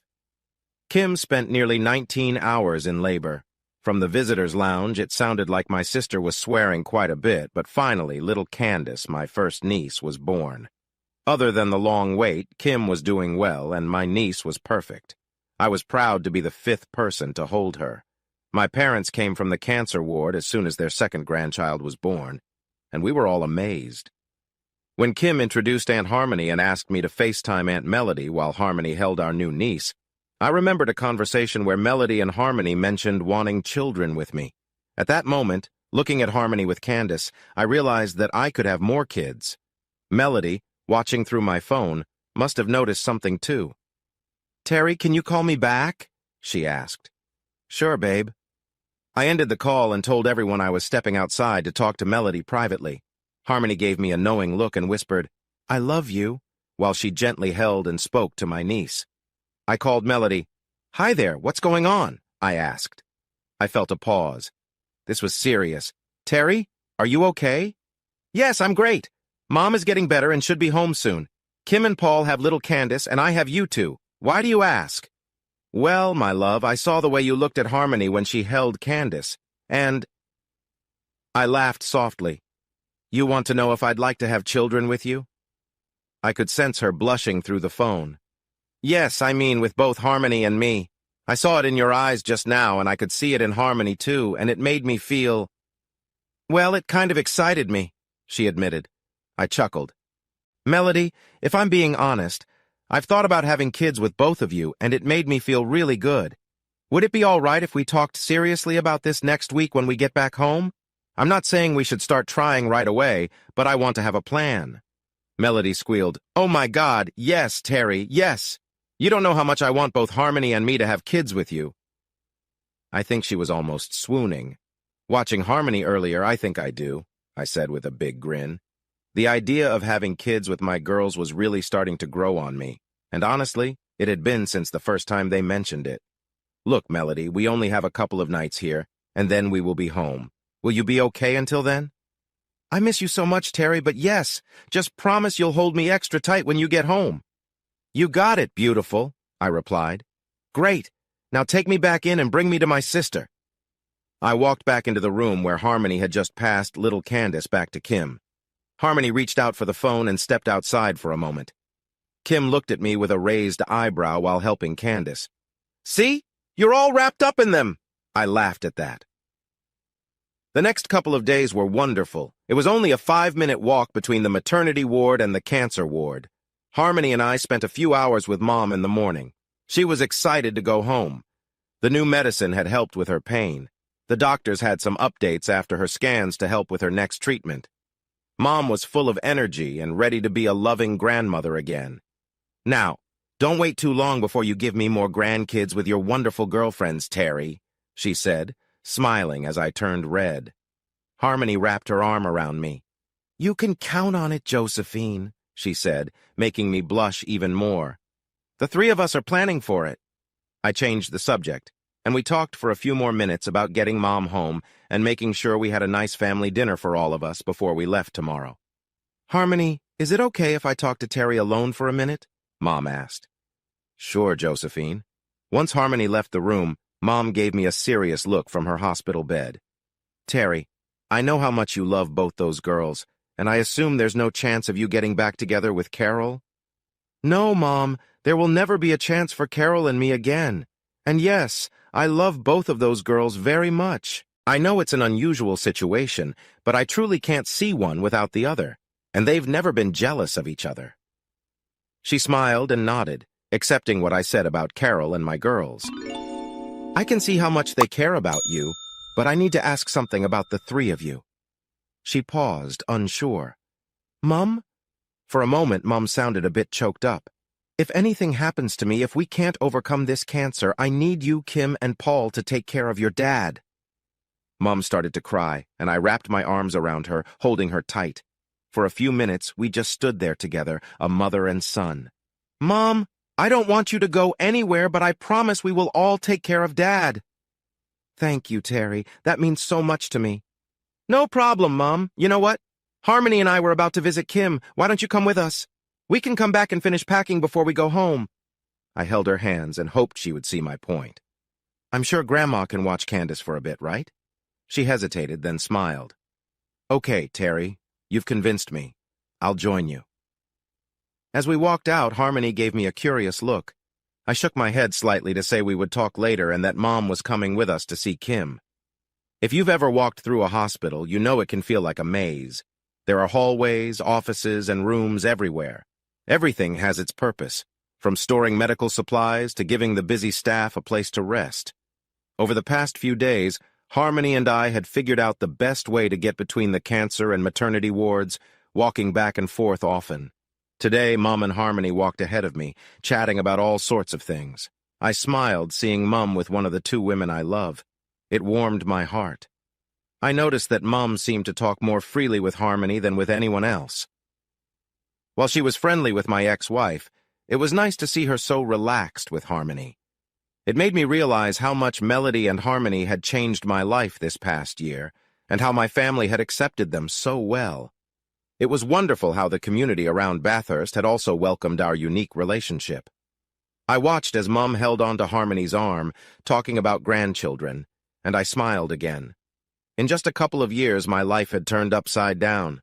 I had gone from having a happy family to feeling like a defeated husband and father, then becoming a hero, and now being in love with two amazing sisters I would do anything for. I also felt good knowing that Mom could overcome cancer and live to see the grandchildren I hoped to have with my girls. As we approached a corner that the girls had just turned, I suddenly paused. Something didn't feel right. I sensed movement behind me that felt threatening. I felt a chill run up my arms.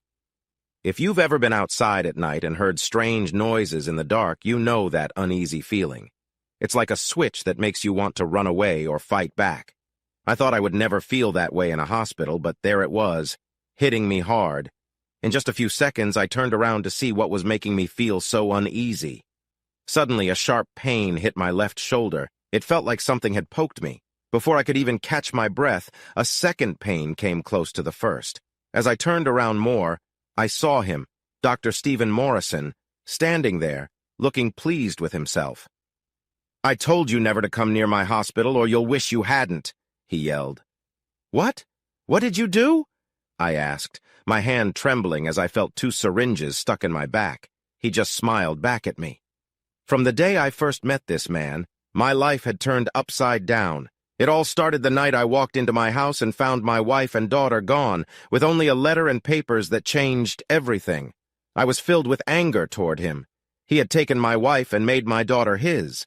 With every encounter, he flaunted his position as a doctor, taunting me while I fought to control my anger. In one of the few talks since the divorce, my ex, Carol, hinted that he was afraid I would try to win her back. Looking at the smug man in front of me, I could see why he felt that way. On TV, doctors and surgeons are often portrayed as handsome and confident. They stay calm and make quick decisions. But that's not what I saw in the man standing before me. His smug smile and appearance made no sense for a doctor. He was overweight, losing hair, and looked unhealthy, even with whatever he had just injected into me. "What did you do to me?" I shouted at him while looking at the syringes I was holding. "Tisk, tisk, Terry, my friend, you should mind your words in your last moments," he chuckled, taking a step back. "It won't be long before you fall asleep from the mixture I just gave you." He grinned a wicked smile. "But don't worry, you won't wake up again. I'll never have to worry about Carol wanting you back because you'll be gone." Just then, Harmony ran around the corner with my mother close behind her. They both paused. I shouted, and all my anger, hurt, and feelings of betrayal came rushing out. I was done sitting quietly. I wouldn't let this guy mess with my life anymore. "You arrogant jerk, I've told you I want nothing to do with those dishonest girls, and I certainly want nothing to do with you, a pathetic failure." I felt a buzz in my fingers. I stepped toward him, tightening my fists. He took a step back but glanced behind me. His eyes widened. Then he found that annoying smirk again when he saw Harmony holding on to my mom. "Well, well, Terry, at least I can say she's better looking than Carol. You can be happy knowing that once you're gone, I'll be with her and make her happy in ways you never could." "Screw you!" I shouted again and charged at him. He stepped back in fear, and I swung my fist with all my strength, all my anger, all my pain, hitting him right on the jaw. My fist connected. The punch sent him flying sideways into the corridor wall. I could hear the impact and feel his jaw shift while his head stayed still for a second. Harmony rushed to my side, her arms around me. "Terry!" she called, looking into my eyes and seeing that I was losing focus fast. My anger faded quickly with the danger gone.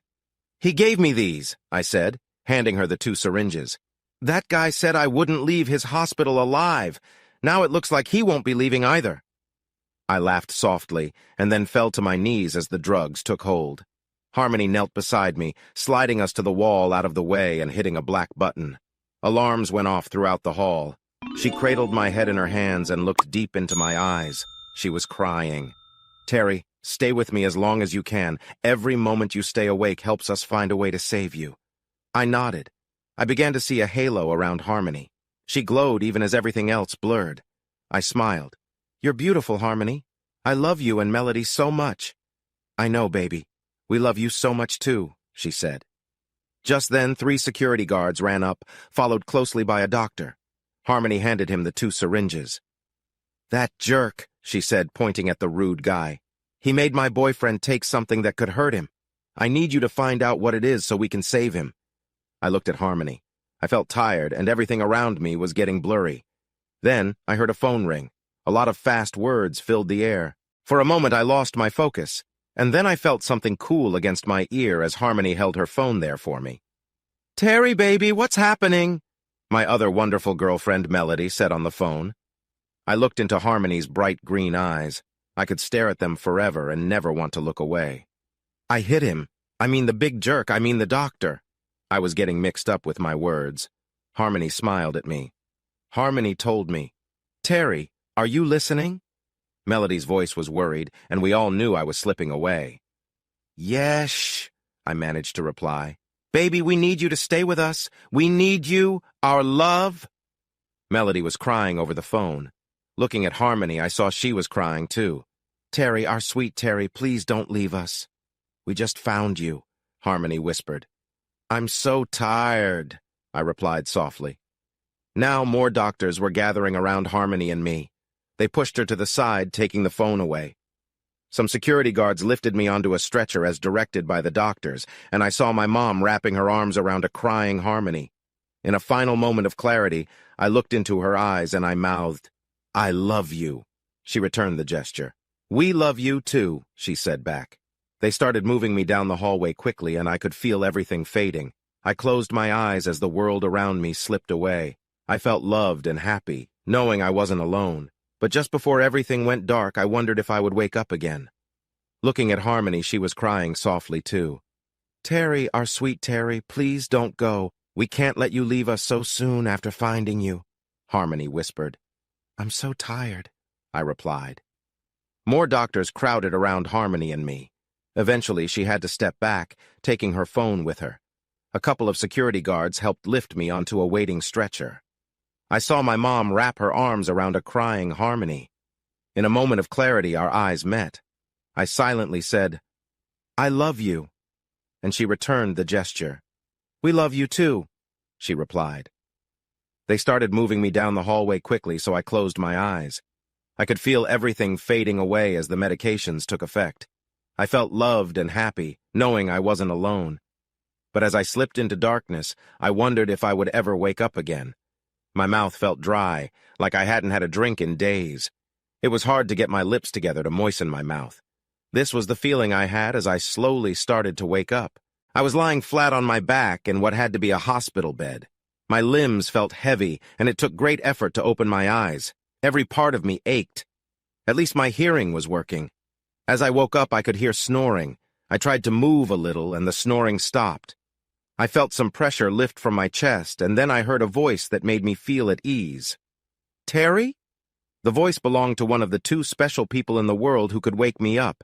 It was her voice that pulled me further into awareness. Melody! I blinked and pushed myself to open my eyes. It was dark, and the light in the hospital room was dim.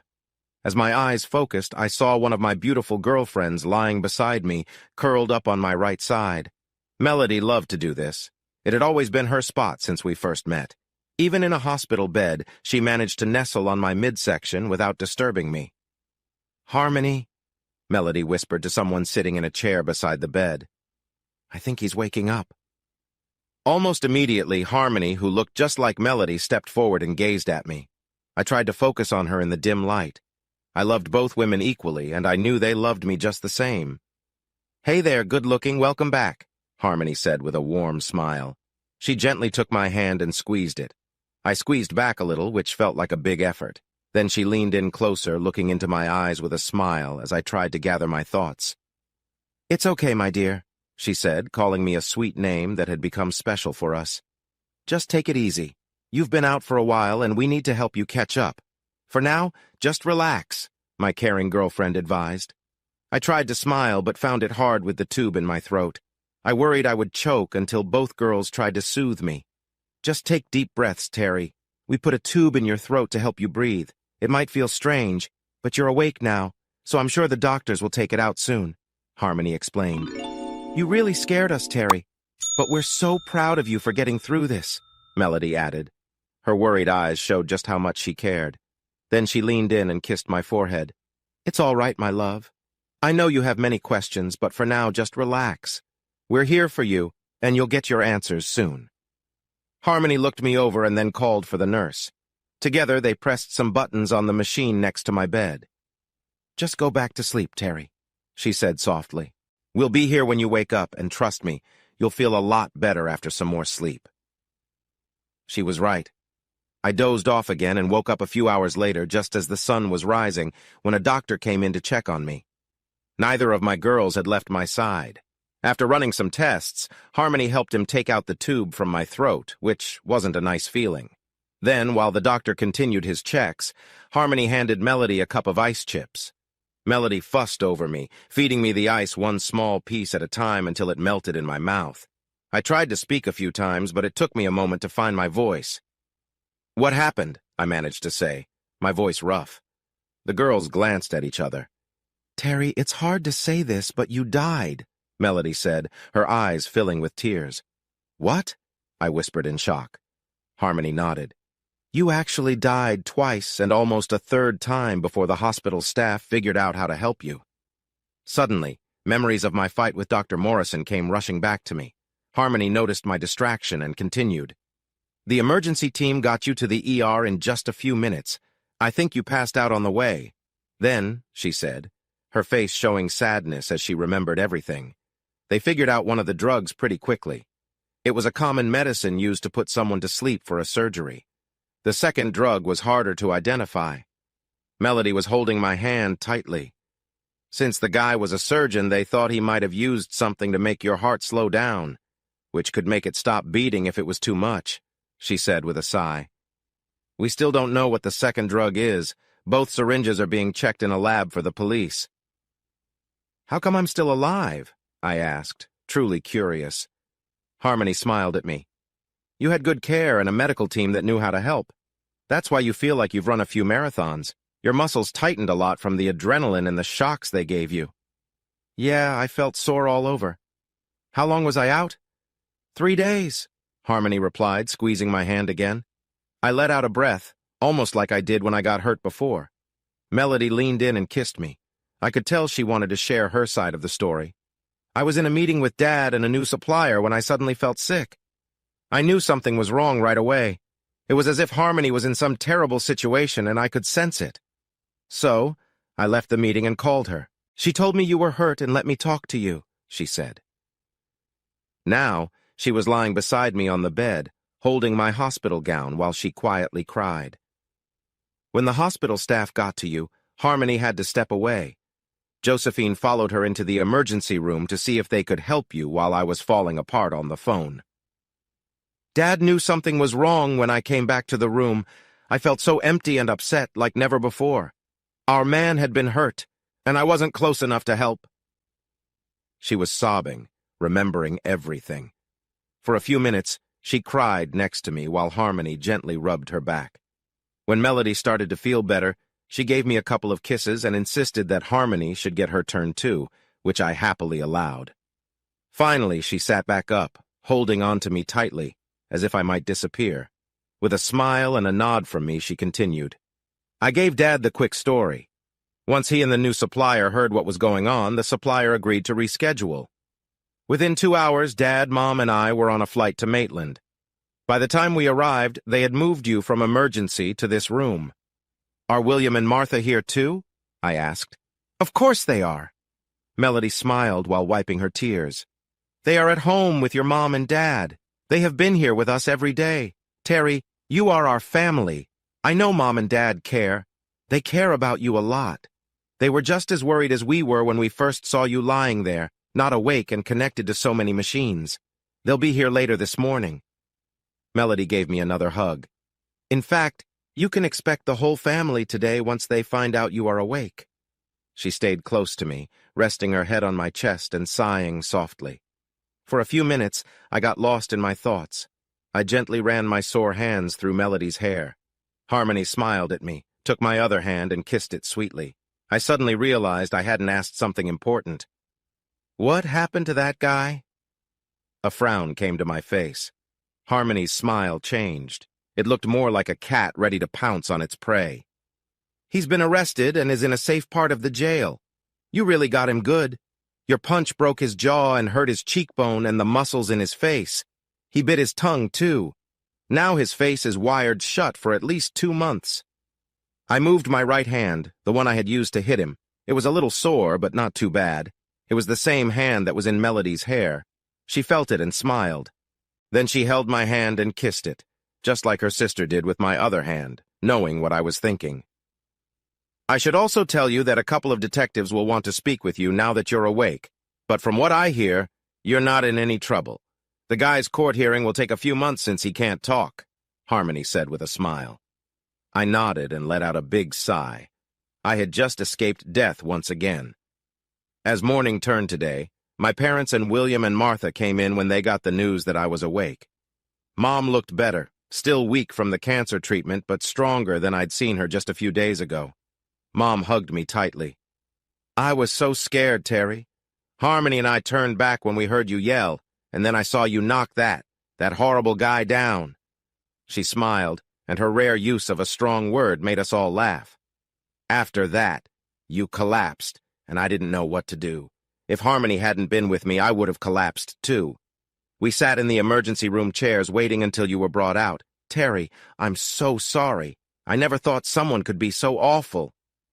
Neither did I, Mom, I replied. I knew he felt a little threatened by me, and we were never going to be friends, but I didn't think he would go this far. I do wonder what made him lose it completely. Who knows, William said. But with how you act around my daughters, it's possible your ex-wife wasn't happy with him. Everyone looked surprised for a moment. I don't think anyone expected William to say something like that. Then, in the next moment, everyone started laughing hard. Tears rolled down our faces. For the next half hour, we told joke after joke filled with cheeky humor until Paul and Kim walked in, pushing little Candace in her stroller.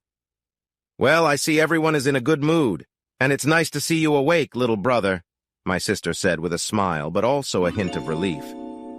So, what's all the laughter about? She asked.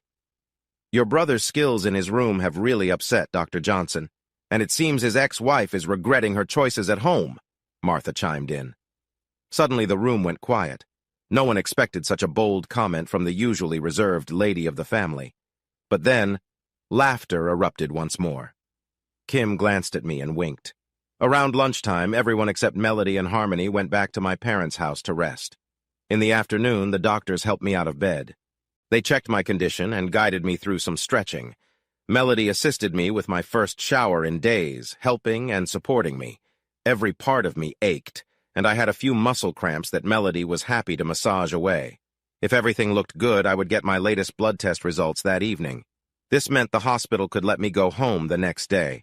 I would still be stiff and sore for a few weeks, but I could continue healing at home if my test results were clear. Once released, the plan was to have lunch with Mom, Dad, Paul, Kim, and my new niece. Then, William and Martha would fly home that evening while Melody, Harmony, and I drove home through the night. While waiting for my results that afternoon, 2 detectives came to visit me about the case against the man who had caused me trouble. First, they took my statement about what happened. They told me I would likely need to attend his court hearing. The next day, I was relieved to be released. We had a wonderful afternoon with the family. After sharing food, laughs, and taking some fun family photos, we all headed home. Melody, Harmony, and I drove back, with Melody at the wheel.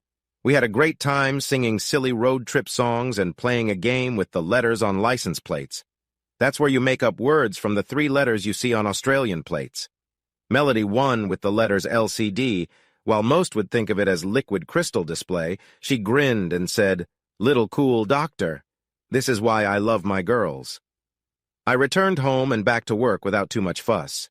Everyone was glad to have me back, and once I shared my story a few times and got treated to some beers, we all settled back into our usual routines.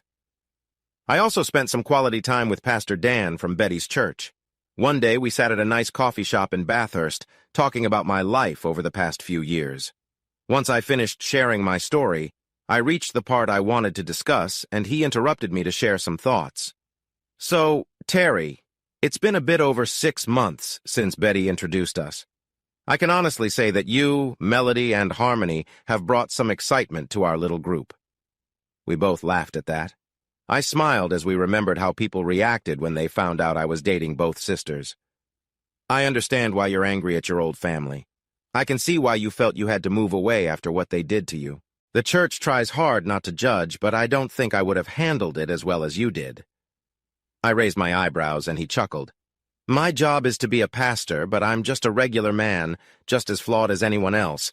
If I were in your position, I can only imagine I would have acted differently. We sat quietly for a few minutes, sipping our coffee. Dan smiled and took a sip. He was younger, working full-time at the church. He had a lovely blonde wife and a 4-year-old son who seemed to find trouble wherever he went. I found myself liking him. I had grown up in a church-going family. My parents attended a small Anglican church back in Maitland. Dan considered himself more non-denominational. I liked that he shared God's message without being harsh. He talked about kindness and forgiveness while encouraging a personal relationship with God, no matter where you were in life. That felt right to me. He looked at me, eyebrows raised, leaning forward over the table. With everything going on, you're wondering how to feel about wanting to marry both Melody and Harmony, right? I shrugged, and he laughed. Terry, you have one of the most amazing stories I've ever heard, and trust me, I've heard a lot. He smirked. And I think your story still has more to unfold. I shrugged again and said, before Carol and Mackenzie left, I would have called my life ordinary, just like everyone else's. But since that night, I've learned to appreciate everything. I looked at Dan. I continued, Dan, I believe in God, but I don't think it should be forced on anyone. It has to be a choice they make. I want to marry my girls in a church where we won't be judged, including my own. I'd like your thoughts and your help with this. Dan looked at me for a moment, seeming to weigh his words, and I thought he might try to tell me it wouldn't happen, but he surprised me. Terry, in the Old Testament, it was normal for a man to have several wives. The story of Abraham tells us about Isaac and Ishmael, where Abraham was the father of both with different mothers. Only when Christianity and modern Judaism became part of Western culture after Emperor Nero did marriage become a one-on-one relationship. He looked at me to make sure I understood. I nodded. But the truth is, you can't marry both melody and harmony. Our country only allows one person to marry another. I know some people live as couples with more than one person, but they aren't legally married. We sat quietly for a moment, and I shared my idea. Dan, what if I marry one of the girls officially? We could fill out all the legal papers for that. But what if I also had some sort of civil agreement with the other, just not a marriage? I don't know, Terry. Honestly, I've never heard of that happening legally, especially not in the church. Even if we could, which girl would you marry? Wouldn't the other feel left out? The only reason I'm even considering this idea with you three is that both Liz and I see the same love and care between you that we have for each other. It is unusual, yes. Is it wrong in God's eyes? I can't say for sure, but if you want to be married, you must choose just one. He gave me a final look. Why are you pushing this now? You have so much going for you. I'd love to see you married, but wouldn't it be better to keep things as they are? You almost died, right? Maybe take it slow? That's exactly why, Dan, I said. After I woke up, both girls were there. Their love, their worry, their support. The bond we share is clear to me. I don't just see two women. I see the three of us connected emotionally and physically. If you had told me a few years back, I would have laughed. But now, I can't imagine separating from them. I want to be married to both. We talked for another hour about how it could work. By the end, I had a good plan in mind. I was ready to marry my girls and be with them forever. The following weeks went on like normal. I cuddled with my girls every night. Sometimes we enjoyed each other's company in a special way, and other times we just read books, did puzzles, or cooked together. I loved spending time with them. One Saturday evening, we had a barbecue in the backyard. Kim and Paul came down to visit for the weekend. They said it was to discuss the upcoming court case with Dr. Morrison. I'm not sure, but I think they just wanted to get away for the weekend. Kim told me that Dr. Morrison had finally been able to talk this week since his jaw was no longer wired shut. For the first time in months, he could speak without writing things down. However, he was still in the secure part of the hospital, and if he wanted to go anywhere else, he would need to stay in custody. After visiting Carol and Mackenzie, Kim informed me that the two detectives who had questioned me were in there for over 3 hours. Kim was smiling. Somehow she had a copy of the interview notes. When I asked her how she got them, she just winked at me, letting me know it was a secret. Most of the notes are pretty boring, just the usual questions from cops.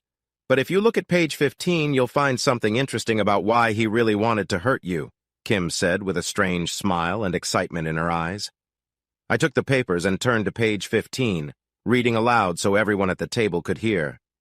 Now remember, we're reading a transcript here. A lot of the feeling comes from what we're hearing. I imagine Detective Rodriguez in a room with Dr. Morrison, the walls gray, a metal table, and a single light hanging above. I could picture Dr. Morrison slumped in his chair, knowing he was in trouble. Let's read. D. Rodriguez. So, Dr. Morrison, we have already confirmed that you attacked Mr. Other with the intent to hurt him, but what we don't understand yet is your reason. Can you explain that to me? Dr. Morrison. Because I couldn't handle it anymore. D. Rodriguez. What do you mean you couldn't handle it? We've already established that Mr. Other never contacted or threatened you and never harmed you until you tried to attack him. Dr. Morrison. Because he embarrassed me again. That's why. D. Rodriguez. How did he embarrass you, Dr. Morrison? Dr. Morrison. My wife. D. Rodriguez. What do you mean by your wife? Was Mr. Other threatening your wife, who is his ex-wife? Dr. Morrison. No, he was too decent for that. My wife talks in her sleep. D. Rodriguez. And how does your wife talking in her sleep make you want to hurt Mr. Other? Dr. Morrison paused for a long moment before answering. D. Rodriguez. Dr. Morrison? Dr. Morrison. Since we got married, at least once a week, my wife Carol dreams about him. She begs him to take her back, saying she made a mistake, and she tells him. He paused again. D. Rodriguez. Dr. Morrison, in the dream, what does she tell him? Dr. Morrison. She says how much better he is than me, how he is amazing with her and takes her to amazing places, how he is much better than me and that I barely compare to him. Every night when we go to bed, I feel that my wife still thinks about that guy. Her dreams make me think I could never be as good for her as he is. Sometimes in her sleep, she mentions how much bigger he is than me. Dr. Morrison. Do you understand now, Detective? When I saw that guy in the hospital, I felt like I had to do something. Just the night before, my wife was dreaming about him and showing herself some affection while she slept. She was thinking of him, not me, Dr. Morrison. So when I saw him the next day, I remembered I told him to stay away from my hospital. At that moment, I felt I had to take action. I needed to regain my place in her life. I had to confront him. Dr. Morrison. And now he is gone. My wife will never be tempted by him again, will never dream about his fit body. She keeps talking about him while she sleeps, and I've had to listen to it. But now that he is gone, she is mine once more. The suspect and officers sit in silence for a while. D. Rodriguez. Dr. Morrison, do you believe you killed Mr. Other based on your statement, Dr. Morrison? Of course. With what I did to him, he should be gone. That woman and the guy's mother saw what happened. I know I'm in some trouble, but he is out of the picture, and I'm still here. In time, this will just be a bad dream for me, but his family will always feel the loss while he is gone. The suspect laughs. D. Rodriguez. Dr. Morrison, I need to inform you that your attempt to end Mr. Other's life did not succeed. He is still alive. While he was hurt after your attack, he is recovering fine. The suspect shouts and can't form words. There were still several pages of the interview left, but by this point we were all laughing. Finally, we understood why he seemed to dislike me so much. I went inside and brought out fresh drinks for everyone. Even Kim was enjoying some wine that night, saying she had enough for little Candace for her next few feedings. We joked about several things over the next hour, mostly about that guy and my wife's mixed feelings. Later, we asked how Paul and Kim were adjusting to being parents. It's incredible, my older sister said excitedly. As tired as I am every single day, I wouldn't trade being a mom for anything. And I've never had more fun with Kim than now, Paul added cheerfully. A couple of beers helped him relax. Laughter filled the room again as Kim stood up, playfully teasing her husband before sitting back down and taking his hand sweetly. Are you ready to think about having another baby? Melody asked, a cheeky grin on her face. Definitely, Kim replied. But I need to take my time with Candace first. They say breastfeeding can help prevent pregnancy, but I know there's still a chance. That won't stop my Paul from trying, right, sweetie? I always admired their relationship. My sister could be tough and sometimes harsh, but her heart only belonged to her husband. They flirted without a care, still acting like young lovers. Then Paul turned to the rest of us. But what about you three? He looked at Melody, Harmony, and me. When are you all going to give me some nieces and nephews? I nearly spat out my drink. Everyone laughed, this time at my surprise. William and Martha exchanged looks, but tried to seem engaged. I could tell they would appreciate some grandkids now that the three of us were settled into our own relationship.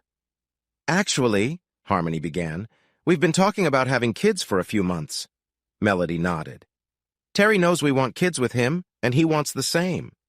Her voice had a sense of certainty, as if that was that. I sighed, but agreed. Yes, they're right. We've had some good talks about it. For the next hour, we chatted about kids. Melody even took out her phone, and we used a fun app that showed what our kids might look like. I have to say, we made some really cute imaginary kids, which had everyone laughing joyfully. I felt so happy, surrounded by people I loved. They didn't ask for anything but my time. When Martha called everyone for dessert, I jumped up to help her. After grabbing what I needed, I returned with warm apple pie and homemade vanilla ice cream. It was perfect. Before the night could wind down too much, I stood up to get everyone's attention. Before we all head our separate ways tonight, I have a few things I'd like to share. Everyone looked at me, listened carefully. A couple of years ago, I thought my life was falling apart.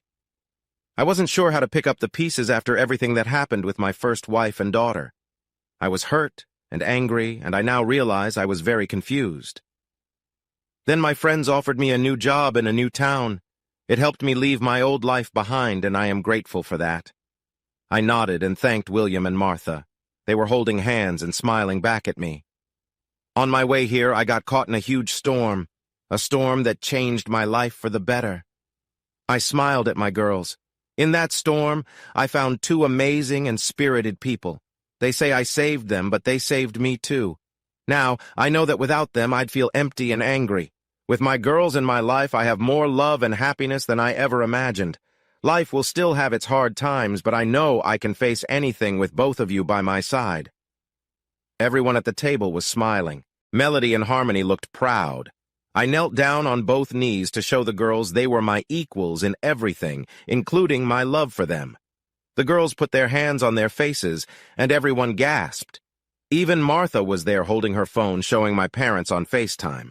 I had asked her to do that so they could see what I was about to say. I hadn't told her my plan, but I think she guessed. I pulled out two identical ring boxes from behind my back and held them up. Melody, Harmony, over the past 2 years, you have both shown me what real love is. You gave me your hearts without thinking twice. You took a broken man and made him whole, a man who loves both of you deeply. I paused. And if anyone tried to come between us, I'd stand up for both of you. Everyone laughed. Melody, Harmony, I don't know what the future holds for us, but I want to explore it together. If both of you will have me, I would like to ask you to marry me. Yes! They both yelled together. Melody first, Harmony said quietly as they helped me stand up. I took the first ring out of its box and slipped it onto Melody's finger. It was a gold band with a single diamond surrounded by tiny blue sapphires. Melody bent down and gave me a sweet kiss, saying, I love you. Now, Harmony, Melody said excitedly. I took out the second ring, which was almost like the first one but had purple sapphires around the diamond. Harmony leaned in and kissed me lovingly. I love you, Terry, she said softly. The girls hugged me tightly as we faced the table. Harmony was on my left and Melody on my right. Everyone was cheering, and the girls spent the next few hours looking at their rings and planning our double wedding like most women do. Mom and Dad congratulated us and looked forward to the big day before saying goodbye and hanging up. After that, things calmed down, and everyone went home. That night, I had an unexpected moment when I saw the two twin sisters, both wearing only their engagement rings, enjoying a special time together. Soon the news spread around our office and among our friends that I had proposed to both girls and wanted to marry them at the same time.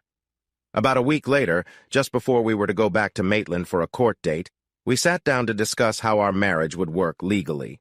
I knew we would need to talk about this eventually, so I shared the plan I made with Pastor Dan, and that I had also included Kim as my lawyer. Girls, as you know in this country, we can only have one of you recognized as my legal wife, I said. I've talked to Dan, and he agreed to hold a ceremony for both of you at once. I've also spoken with Kim, and we're working on a legal agreement that will be similar to a marriage. It will involve our rights with each other, but won't be registered as a wedding. The girls looked a bit sad at this news. However, I added, the words in this document will allow us to call each other husband and wife. I paused for a moment. I mean wives. We should decide who takes which role, but know that I love both of you equally, and I'll treat you the same. Do either of you have any thoughts? The girls exchanged glances and nodded. Yes, they both said together. After a brief pause, Melody spoke. Terry, Harmony will be the one to be your legal wife. I will be the one signing Kim's document. Why is that? I asked. Melody explained. There are a few reasons. First, Harmony is older. By about 90 seconds, I chuckled. Yes, but it's one of our reasons. Another is that Harmony always sleeps on your left side. That's where you will wear your wedding ring. Okay, I think that's a silly reason, but I see your point. Any other reasons? Yes, Terry, there's an important reason, but I need to explain a few things first, Harmony said as she took my hand. I looked at both of my fiancés and waited. As you know, Mom and Dad are quite well off, and Delotis Inc. is a family business. Any direct descendant will inherit the company and have responsibilities related to it. But there are many duties and rules involved. The company, the money, and even this house are all part of a legal trust. This trust gives us a certain way of living but makes sure we use the money responsibly for future generations. I nodded, understanding a little about how our family's money works. Melody and I are the only kids of our parents. Dad has no brothers or sisters, so along with Mom and Dad, the four of us are in charge of the trust.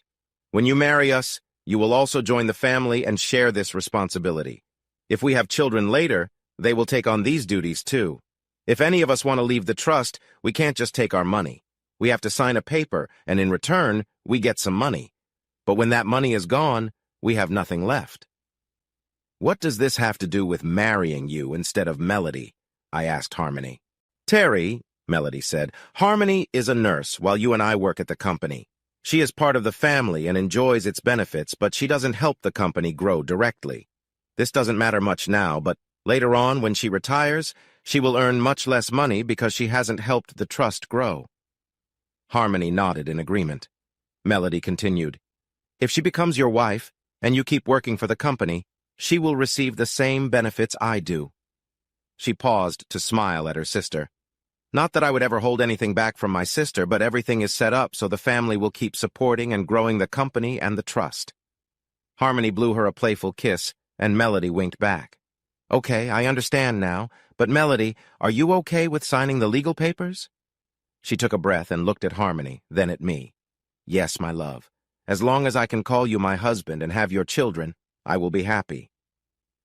That night we went through everything with William and Martha. They were very supportive and liked the plan Kim was making for the legal papers. With all the details organized and a plan on how I could marry both Melody and Harmony, we looked at a date a little less than 5 months away. Kim promised me that the legal papers would be ready. Pastor Dan was happy to hold a private ceremony at the church for the three of us. When the week came for Dr. Morrison's court hearing, Melody, Harmony, and I took time off work. We decided to drive from Bathurst to Maitland in my truck. Instead of taking the direct route, we went the scenic way. It took us almost 3 days to get there. Along the way, we stopped in several charming little towns, visiting bakeries, coffee shops, and quaint gift stores. As a former worker in trades, I couldn't resist trying the bakery's vanilla slice. I knew I would have to exercise more when we got back home to burn off the calories. The girls found some clothes in the craft shops.